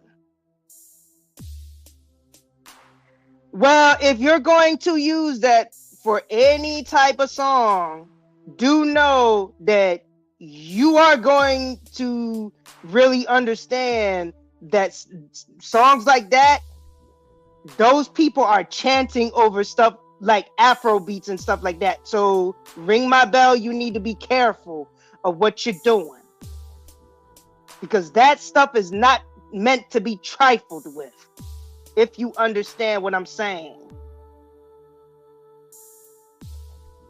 And I just emailed Sister Nandy today, and I emailed Leonard D. Yuta about the situation. So, all I'm saying, be careful. And young Heru, he don't know either. So, that's what it is. So, right, you can look at it and make it what you want, but can the industry really get you to make it in how you want to make it? Or is the industry forcing you to make it into how they want through certain type of people that are very much known into the dark arts? That's the question that people need to ask. And this is why a whole bunch of people need to be careful when it comes to this type of stuff, because a lot of people don't know how dangerous this stuff is. I've seen people go insane from certain songs. There were plenty of times where I have witnessed, like, a lot of people, including myself, like, go in a different direction to where my subconscious wasn't supposed to go. But that's neither here nor there. We're just talking about Ben Diesel himself, talking about this whole Nikki Chanel situation, but he never addressed why the song Nightmares was on his birthday. He never addressed that. But you know, sister, I was listening very carefully. And Ring My Bell, for example, wrote, we can use this concept for any song. See? Now, Saneter denied Nikki Chanel. He's on tape. So who is Nikki? You wouldn't know who she was, Then we see him saying, oh, yeah, I remember she lived in the, whatever, 4th or 3rd floor or something. He said, the number of the floor.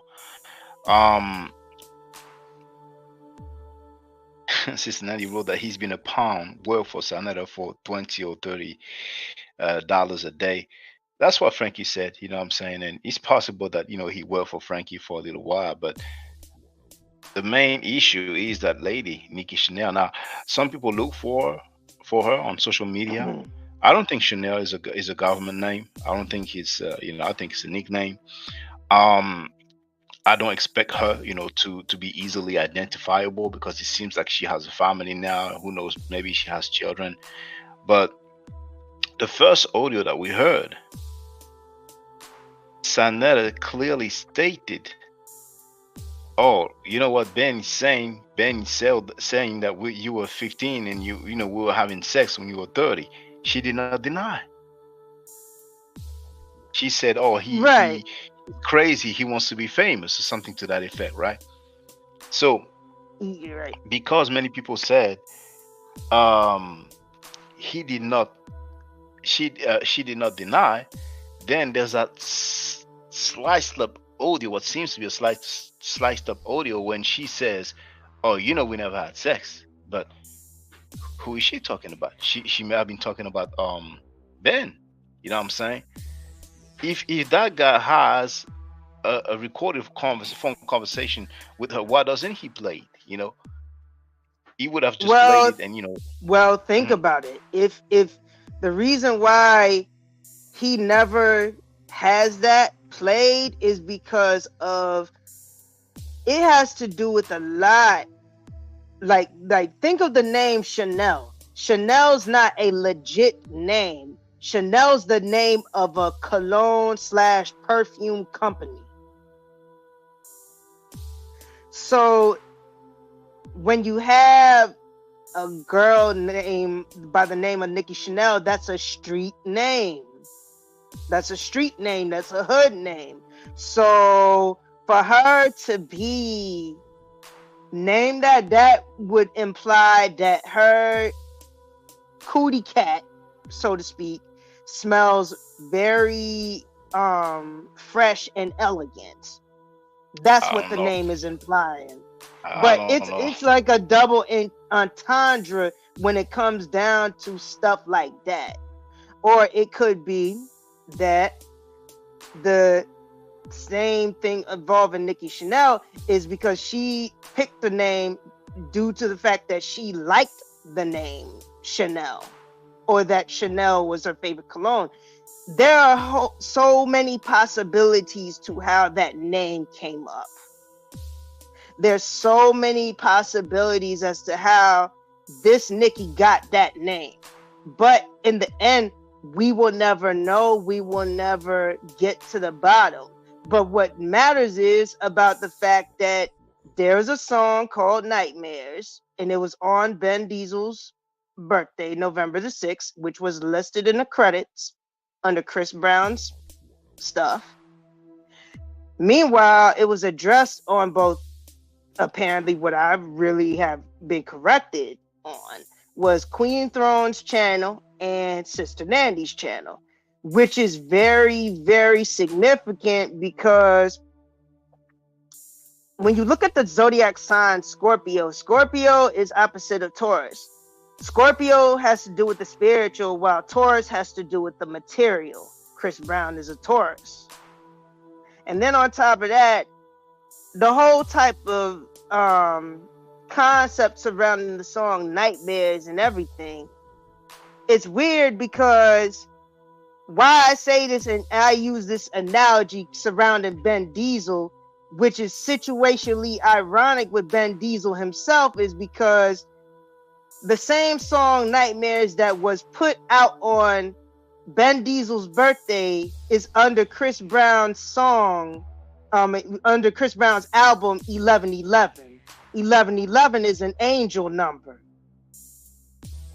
Hold So on, it's like, sister. Hold on. yeah. If maybe you can try to remain focused with the Nikki Chanel situation, and Ben Diesel, because if we talk about the songs, we may get into metaphysics, and then I would say it's up to opinions. Um, Saneter, all he has to do is play that recording conversation between him and Nikki Chanel. See, and the reason why it doesn't play it, who knows? But he's very uncomfortable. He's disrespecting Ben Diesel or anybody to talk about that Nikki Chanel situation, but he's the one who first denied Nikki Chanel. Then he remembered that she lived in the same building upstairs. And once again, the first clip that he played, the first conversation, she did not deny, you see? So yeah, I see why. that's the main thing. And then everybody can see that, Now, what did he do? Saneter deflected as usual, and he talked about the Suge guy, right? But the Suge guy Uncle was not Suge. charged with, he was not charged with rape. Did not go to prison for that. Was not found guilty of that, and it's actually, according to what he said, a 3-year difference. And the girl lied about her age. He said that he met her at her club, but he was very, skilled at deflecting. He deflects all the damn time. You know what I'm saying? Like, for example, even with the Mighty Hebrew, he first said that the Mighty Hebrew was like a 19 or something, but then he admitted that he made a mistake. But Mighty Hebrew was found guilty of rape and sent to prison for that. Now, the Mighty Hebrew was found guilty of rape category C, And when we look that in the Pennsylvania law, that's when the victim is below 13 years old. Below 13 years old. But for strange reason, Mighty Hebrew gets a pass. See, so Nikki Chanel's not my claim. Saneter first denied knowing who she was, then admitted that she lived in the same floor, then tried to play some audio to exonerate himself of the situation, but it didn't work. And then he played another clip, but we don't have the full convo. He's very uncomfortable. He's not ready, willing to. How many times did he say? Even me, he almost begged me to get on his panel. He actually begged me to get on his panel. I was in his chat. I was insulting him and all that, and that's public. I was live and showing how I was insulting him in the chat. And what does he say? You can ask me any question you like.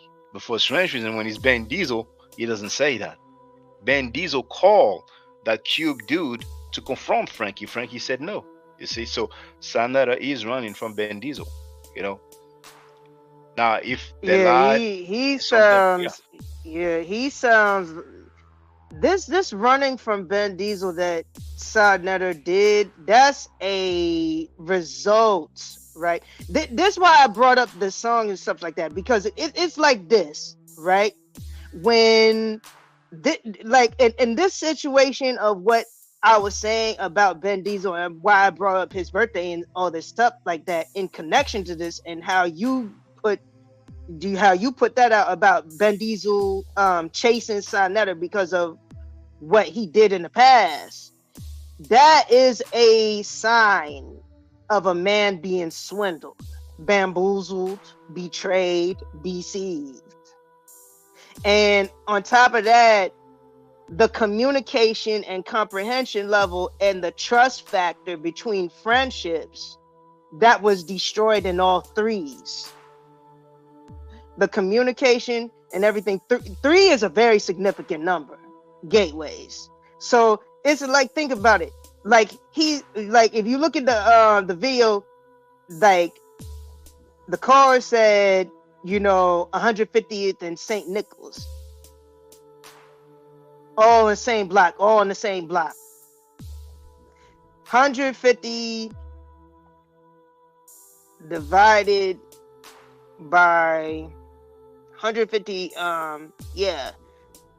I'm looking at this as the way of how 150, it's like the divided by 10. 150 divided by 10 is 15, right?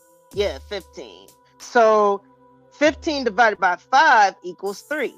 So the fact that it's like this type of situation, that means something about him, he's really reaching his level of karma that's coming out threefold.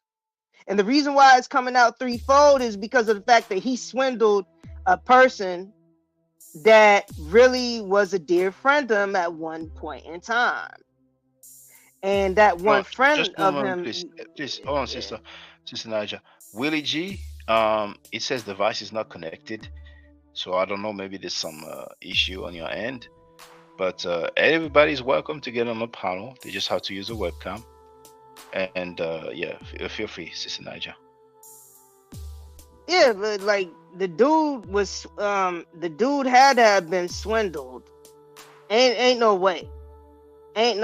But at the same time, over time, this person is about to like continuously get swindled again due to the type of person that Saneter is. And I'm sorry to say, due to Saneter's internet wife, whatever, that's gonna make the situation even worse and even more toxic for Ben Diesel. Ben Diesel needs to separate. He just needs to like leave that alone and leave the whole situation alone before he gets himself into more situation, because him with this Nikki Chanel situation, him saying he want to fight the dude, he want to get revenge on Saneter and everything, is gonna make his internet wife get her jollies off and tell Saneter everything and do more damage. I'm Like sorry. she will Who said feed off of him. who said he wants to fight Saneter?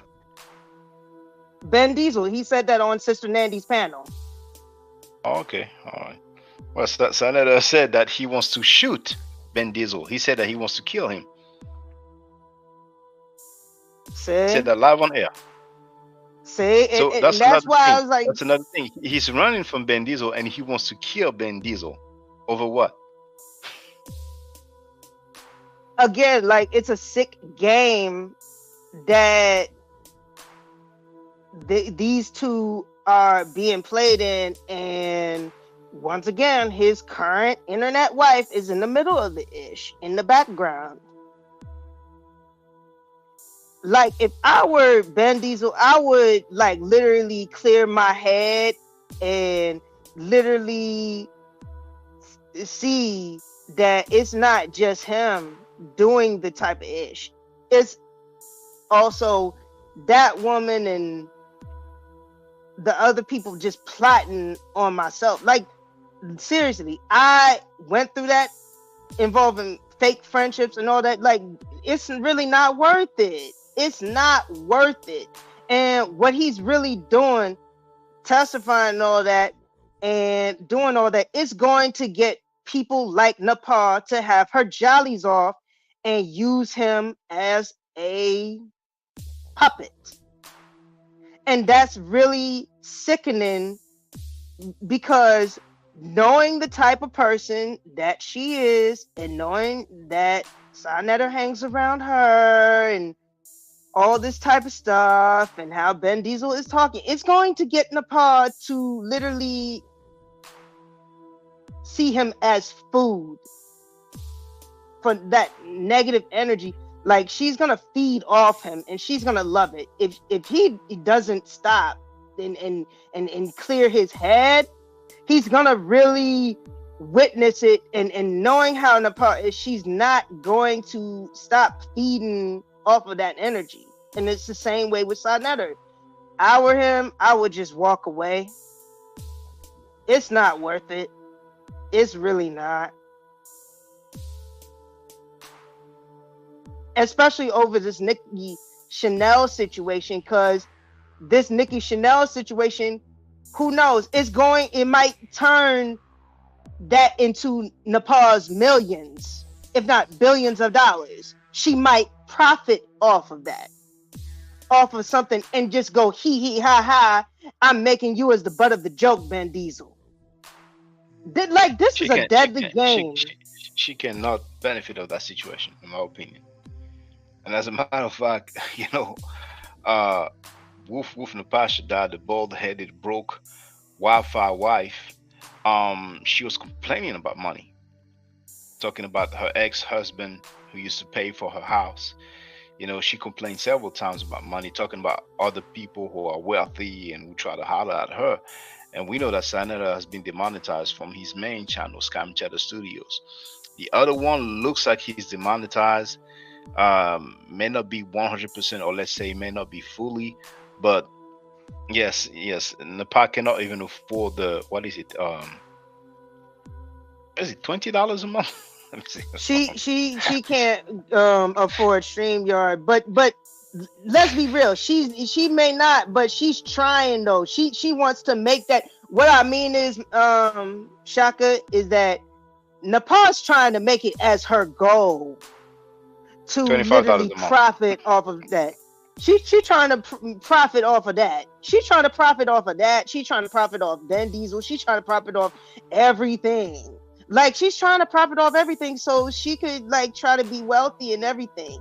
Just like she's trying to be profiting off of comedicism and the practices, as well as things from E5 and everything. She wants to profit off of that so she could in turn try to make all of us look foolish. She even thinks that people from France look like foolish. She looks exactly. She's the biggest fool, because she said herself that Saneter hit her way hard on the face. She said that Saneter threatened to harm her family members, her mother and sister. She said that Saneter has been harassing her 80-year-old plus mother. So she can never say anything that will make anybody appear foolish. because she sounds like the biggest fool ever. You know, any human being, you know, that have respect for her mother, you know, will not side by a dude who threatened to harm not only her sister but her mother after she was accused of stealing money publicly by Saneter. You know what I'm saying? So it is what it is. And Frankie, sometimes he's talking about what the past said about being beaten, or you know, him hitting her, and he says, oh, you know, women say a lot of things, or you know, sometimes women lie. Why doesn't he say she lied? You know, I mean, this is the biggest clown couple I ever seen in my life. You know, Filthy Frankie can just say, okay, she lied, right? You know what I'm saying? Well, But of instead course, of saying she lied, of course. he's like, oh, you know how women say a lot of things. No. But you know, it's just a matter of time. 2024, that's the end of the HOK. You know, so Saneter went against his champion, the House of Consciousness champion, and he said it many times. Jabari Usase, he said Jabari Usase is scared of me. And even if it wasn't me, even if it was somebody else, he was not happy about Jabari Usase not standing up according to his own standard. Feel free. Hold on. So he's scared of you. Why? Why? What? Hold on. Let me rephrase that question. What type of person would be scared of you and proclaim to be a House of Consciousness champion, right? When they have a shrine, right, that's opening up the dark snake of Egypt, right? Or better yet, right? Why would the same person have the shrine dedicated to Set? Because let's be real, right? Ain't no way you're gonna be really of the House of Conscious mess, right? And you be scared of the symbol of Ma'at. Think about it. Because literally speaking, what is Ma'at really about? Ma'at is order. Its effect is chaos. So its effect. What it is that Saneter by himself is not worth anything. Saneter, even in his own platform, is the people who share the information. And when Saneter has beef, he usually sends people. Like he sent Pum Pum Smashwalk. Smashwalk went to the Supreme Court of California to file a restraining order against me. And in exchange for that, Pum Pum Smashwalk was streaming on Saneter's panel, you see. So he got that nasty Judas Nasty dude, you know, who tried to holler at me for a minute. There it is, you know. But that didn't last, you know. And well, the honeybee dude, you know, he's on retirement now, you know what I'm saying? Just like he had at one point the 0x fake advocate. See, the 0x lady, she said that she was suing Frankie. That lasted for months. Well, and then if she said she wanted to give him grace. And then she said she wanted to sue V better than I. So Saneter, that's the way he's been doing. So it's clear that Saneter asked Jabari Usase to speak, but Jabari Usase knows better. Jabari Usase looks bad already, siding by a dude who is in his 60s and speaks sexually about a child live on air. You know what I'm saying? So that's clearly what happened, because on that clip, he even talked about Herman Small, who used to interview people. He said that Herman Small sent him a video that I did when Saneter called for the death of Malik Zulu Shabazz. I mean, let me play the clip so people can get it. Let me just play the clip. Hold on. You know, the ones who need to do something, I would say, is you. You need to do something, brother. If you're serious about it, you can do something. You can make a video. You can bang. You can go in on them. I shouldn't have to do that. I shouldn't have to. My people, I shouldn't have to do it. Let me show you. I'm gonna show you what my man Herman Small sent me a video yesterday, and the video was talking about the death of Malik Zulu Shabazz. And he sent me the video and said, yo, Sar, this dude is crazy, Herman Smalls. And I said, Herman, why are you sending me the video? Instead of sending it to me, do something about it. Say something, man. This is why he feel that he can do that, because he feel that, you know, I have no backup. And nobody want to get involved because they are afraid to be attacked. The brother Jabaris, you know, the people that was working around me, they are afraid to be attacked by this dude. I don't know whether y'all got something in y'all past or something. I get it. I understand. Y'all are afraid. Some tape. He was mad at Jabari. Jabari didn't want to speak, you know what I'm saying? But, you know, we'll see what's going on. But what's for sure is that Saneter is hiding some things about Enqi Chanel. It's clear. First, he didn't know her. And he's running from Ben Diesel. He's no longer saying, oh, you can ask me any question you want. You know what I'm saying? So it is what it is, you know. Then there was a time where so many of us were going against Filthy Frankie Scam Cheddar and his platform, the HOK. And Frankie was really, really quiet, really hurt. And then he got the fake advocate 0x to mess that up. She messed it up more than anybody else. Well, did you ever understand the fact that 0x was supposed to say to both Saneter and Nepal about what she was supposed to do, what she referring to Nepal was supposed to do around her community? Because let's be real, we all know about 0x's preferences. Let's just put it that way. And we all know the truth about what she says on her panels and stuff like that. But this is the mistake that really, really irks my nerve about 0x. Right? Why didn't 0x say anything to Nepal, where's the mother of your house? And I'm saying that because of the fact that 0x, her having the preferences that she has in her, like in women, and how she's for that, you know, for feminism and everything. Her, like, I'm like, okay, do what you do. But my thing is, why didn't she, like, literally tell Nepal, like, yo, we don't do that here in this type of spot. I'm from Florida. This is what we do here, blah, blah, blah, blah, blah.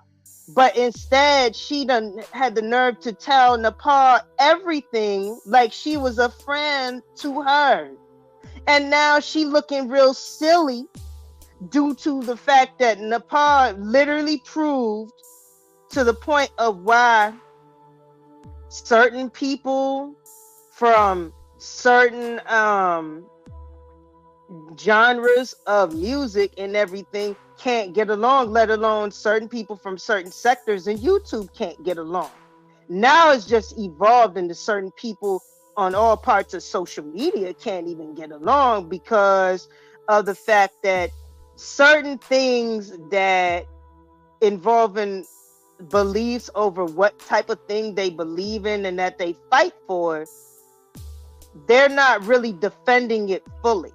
See, 0x, she never really defended her love for things like the situation with RuPaul and blah, blah, blah, blah, blah, and all that. But when it came to how it was with her child and everything, it's like, keep my child out your mouth and blah, blah, blah. Now, am I trying to talk bad about her child? No. But what I am saying is the fact that Nepal did disrespect 0x and that Nepal did say those things about the situation involving the stuff involving Saneter, saying she was going to sue, and then, you know, try to advocate for the Where's Nikki, but she never really advocated for her preferences when it came to Nepal saying derogatory comments toward her. That's the thing that baffles me. But with people like me saying it to a person like her, saying of why a person like Neo X or 0x can't even enter into places like Compton, California, surrounding what crump music is and everything. People like her are the real reason of why beef like that happens. And it's evolving, and not only that, it's evolving the same thing with Ben Diesel and all that. And I'm like, in my mind, it's like, why didn't she literally use her head instead of just going at you and V Bennett and everybody else over the situation? She did that She for wasn't Saneter. thorough. She did that for Saneter. Well, guess what? Does she even know that a person like her from Florida, she makes good money to people like Saneter from back in those days, back in the 90s, when Miami club music was popular, that she would be the one talked about, and it would be so popular that people like Saneter would have homeboys that know homeboys from Jersey and Philly and all that to pass around certain sounds and everything, and certain paraphernalia, let's just put it that way, which would lead Nikki Chanel to come in the picture somehow, some type of way. And that at the same point in time, a person like Saneter having homeboys with that would dog 0X based off of her private parts and stuff like that. This is the type of stuff that let me tell you, that 0X lady, she's not important. She's really not important at all. I feel like, we even mention her too much. She's my fault. My apologies. No. You don't have to apologize at all. No, feel free. But I'm just saying, this lady is desperate. She's been working for Saneter. It's clear and obvious. She said that she wanted to give him grace. She's on tape saying that. She was on the phone with him, for months. All the while claiming that she was suing him. You know what I'm saying? And for strange reason, she wanted to. No. She wanted to sue V Bennett. Let me stop you right there. Let me stop you right there. Well, she should not have said anything to him over the phone, because the minute she befriended Nepal over the situation, the damage was done. She did not observe thoroughly. Okay, if she was a person that's really, really hood and all that type of ish, she would have really observed how the fact that Nepal was talking to her reckless, would have G-checked her by saying, yo, this is not what we do in our hood, blah, blah, blah, blah, yada, yada, yada. And she would have said that on the panel and everything and defended it like she was supposed to. But the situation did not happen that way, and it evolved into how Nepal straight up kept, feeding, and she used her title, the HOK champ stuff, in order to rub it in 0X's face, which would lead 0X to react this type of thing. Right, she's a clown, but the point was she tried to rub it in 0X's face, which would get 0X to react the way she does. And that's why she was posting that where's Nikki type of stuff. Because of the fact that, think about it, what type of person would literally not, talk about that, deny it, only for the other person to have calls and say, I'm suing you, but they never do anything, right? And then that same person rubs the title in her face. What person does that? It just makes the situation even crazier. And it makes 0X look very gullible and greenhouse, for real, toward everybody, even you. If she was really an omnis, see, look at this. Look at this. This is typical Jersey club attire that she is wearing. This type of stuff my question is, why didn't Neo X or Zero X see this? I don't know. But that should have been observed. The earrings, the design, and this is like summer stuff. This is the summer stuff that the Jersey Club girls would wear. Okay, so this type of stuff is, and I'm just saying it in connection to Nikki Chanel, because even with this is the type of stuff that it had to have been that some type of way, because ain't no way there's no, there would be a discussion with that like that about Nikki Chanel and all that stuff, unless if a person like her would try to dress like Nikki Chanel, and all that type of stuff. Ain't no way. Ain't no way. Let it alone. Yeah. So, I'm gonna just go and I'm gonna just get off it. This is a fun discussion with you, and shout outs to Sister Nandy for this information. But for now, I gotta go. I already emailed Sister Nandy on some separate information, and Zero X is in trouble. She's about to be in trouble, and I'm about to be out. Okay, Sister Naija. Well, if anybody else, I forgot the username of the person who tried to get it earlier, but he had some trouble connecting. But this is a bald-headed, broke, Wi-Fi wife who is okay with human rights violation. Because this ridiculous clown, and how can she be the champion when Jabari was the champion of the HOK? So she basically, took over Jabari's position. She's higher than Jabari now. So when she was talking about these fictional stories and fairy tales of the Bible, the Exodus story, she talked about human rights violation. But that same lady admitted publicly that her so-called husband not only called her the B word, not only hit her, but threatened to harm her family members. Make that make sense. She's one of the biggest clowns that I ever heard. And Frankie may cry and say, listen to what he said about her. Let me repeat. She called me a sexual abuser. She had a video with that title. She removed it, but I documented that, right? Now, this bald-headed, broke Wi-Fi wife, she had Mighty Hebrew on her panel. So she labeled me a sexual abuser.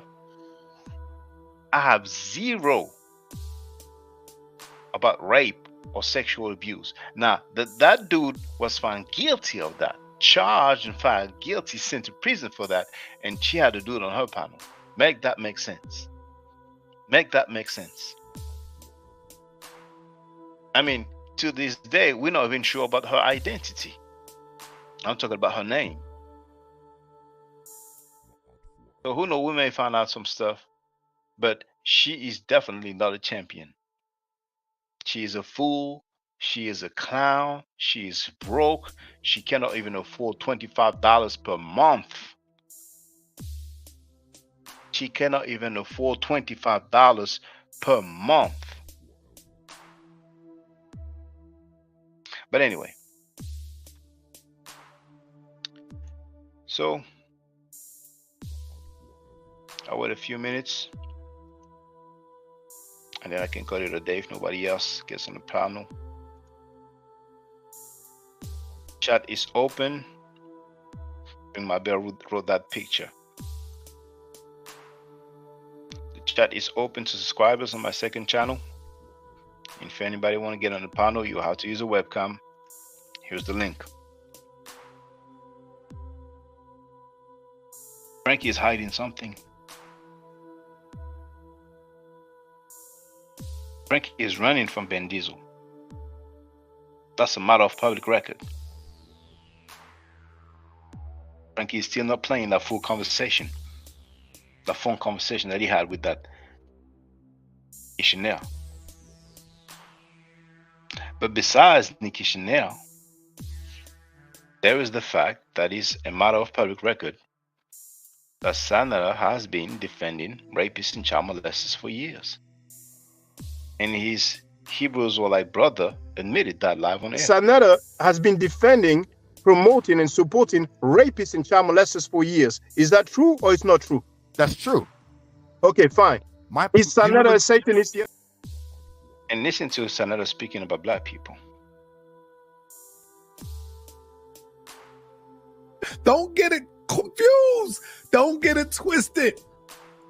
The nigga always playing clips, right? Check this out. Let me show you how dumb and stupid this Shaka Doo-Doo nigga is. He always playing clips. Saneter disrespect the black people in the community. So he plays the video where I said, man, we as black people are fucked up. We are doomed. We don't respect each other. We don't love each other. We ain't shit. He plays that over and over. Guess what? I'm going to say it again. We as black people ain't shit when it comes to looking out for each other. We are jealous of each other. We are envious. We kill one another at the drop of a dime. You stepped on my shoe at the party, we'll pull out the gat and kill you. We'll have gats all over us. When the police come, we throw the gat away and we run. But when we see another brother come with the gat, we having a shootout with him. Check? So I'm telling you, and I'll say it again and again and again, and I'll stand on it. We as a people ain't shit, and we need to get our acts together. That's what I'm going to say. I am not going to tell you how great we are. We're the best that ever did it. Because if I do that, then guess what? I'll be just lying to you. We as a people, and make sure you cut this, Shaka Doodoo. That's how we know you watching. Cut this and cut it good. Because I'm going to tell you where I learned that from in a minute. We as black people ain't shit until we get our acts together. And where's our businesses at? Huh? We don't even make toilet paper, nigga. Another thing that he think he got me when I say things like, you know what? Black people ain't shit, man. We ain't shit. Notice I say we ain't shit. I include all of us because black people is our people, right? So I say, yeah, black people ain't shit. We the worst when it comes to going in on each other, doing the worst things to each other. I stand on that, nigga. And I say it again. We are the worst when it comes to destroying each other. I'll say it again, and I say it again, and I say it again. I make no apology for that. That's something that we're going to have to get the hell out of our system. I said black people ain't shit. And I stand on that. We ain't shit when it comes to each other, protecting each other, uplifting each other. We tear down each other like it's nothing. We'll make up some shit that all because of jealousy. Huh? All because of enviness. I stand on that, nigga. So chop this up and say, yo, look, Saneter said it again. He said black people ain't shit. Yes, I say it again and I say it again and again. That we fucked up when it comes to each other. One thing I can tell you, brother, is black people, we ain't shit, man. Our people ain't shit. Black people ain't shit, bro. We can talk about this white man all day. But nah, man, black people ain't up. We ain't shit, man. Our people is fucked up. The niggas, it's like these dumb black ass niggas that was created in America by the white man. So I'll say it again. Black people are the worst of the worst when it comes to their own kind. I'm going to say it again, y'all. We are the worst people in the world when it comes to tearing down your own people. I make no apology for that statement. Now check this out. Check this out.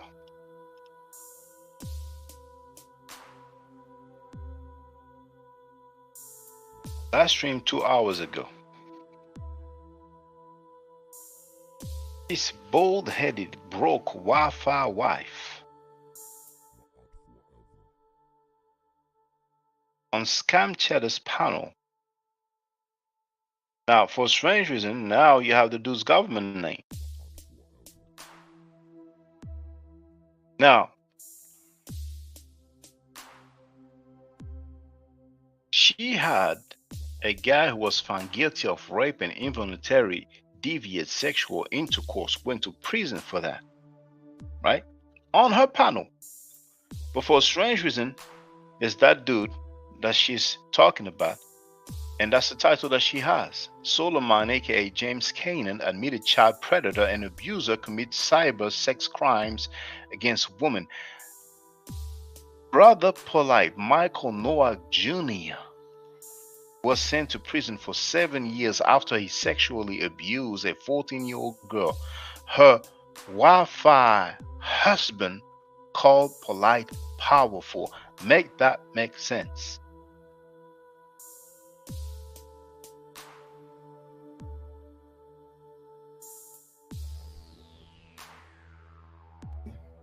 And y'all gonna hate what I'm gonna tell y'all right now. Brother Polite. Brother Polite.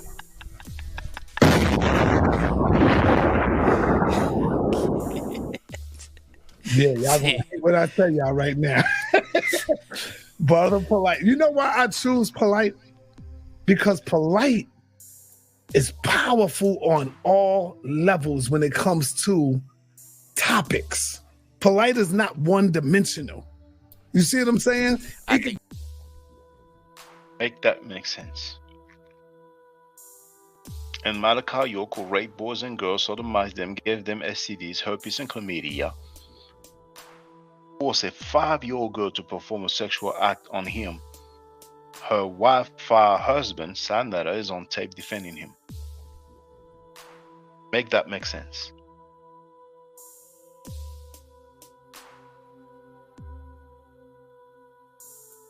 I'm going to make my closing remarks. Stay safe, stay healthy. If I'm allowed to by the net channel, I will definitely holler back at you. I don't argue, I said facts. If you're not part of the solution, you're part of the problem. If you do not think right, you will not act right. If you know better, you will do better. Do I to do any channel hotel. Now, for the record, for those who don't know,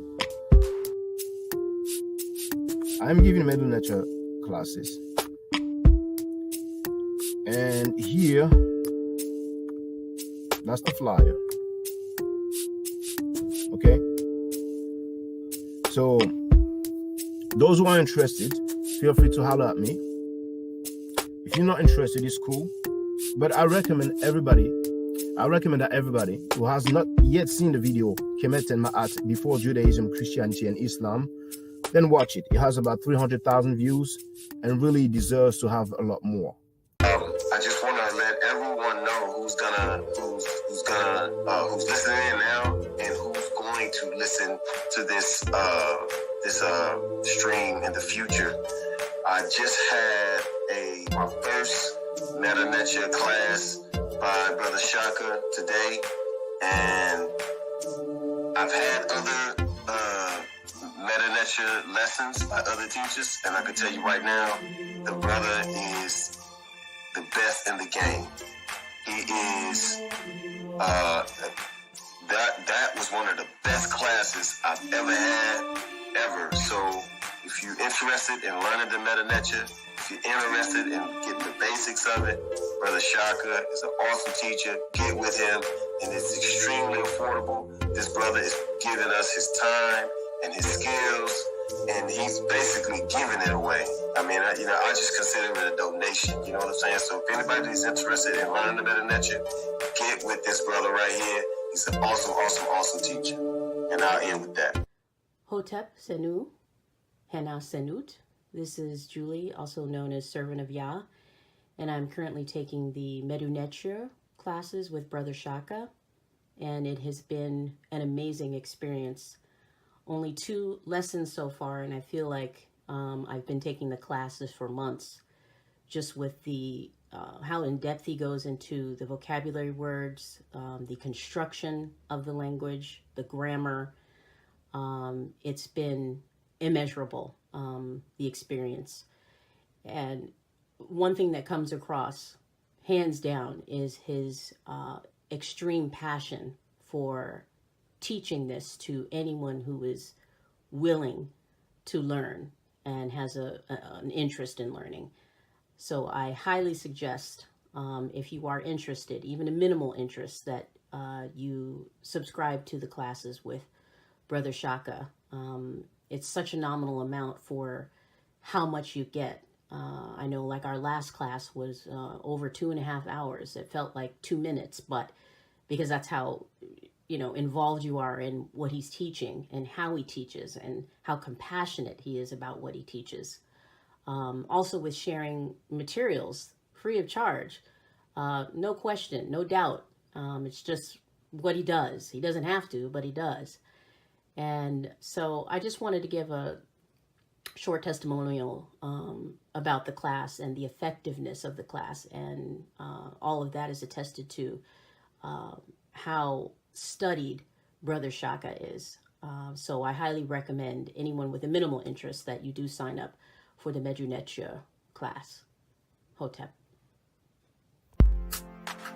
Don't forget to subscribe to my channel, which is Ma'at Forever. Don't forget to watch the video entitled Kemet and Ma'at. Don't forget to share Kemet and Ma'at on my channel on Twitter, Facebook, Instagram, WhatsApp, or other social media that you use. Email, text messages, you name it. Those who wish to donate can do so on paypal.me/Ma'at Forever.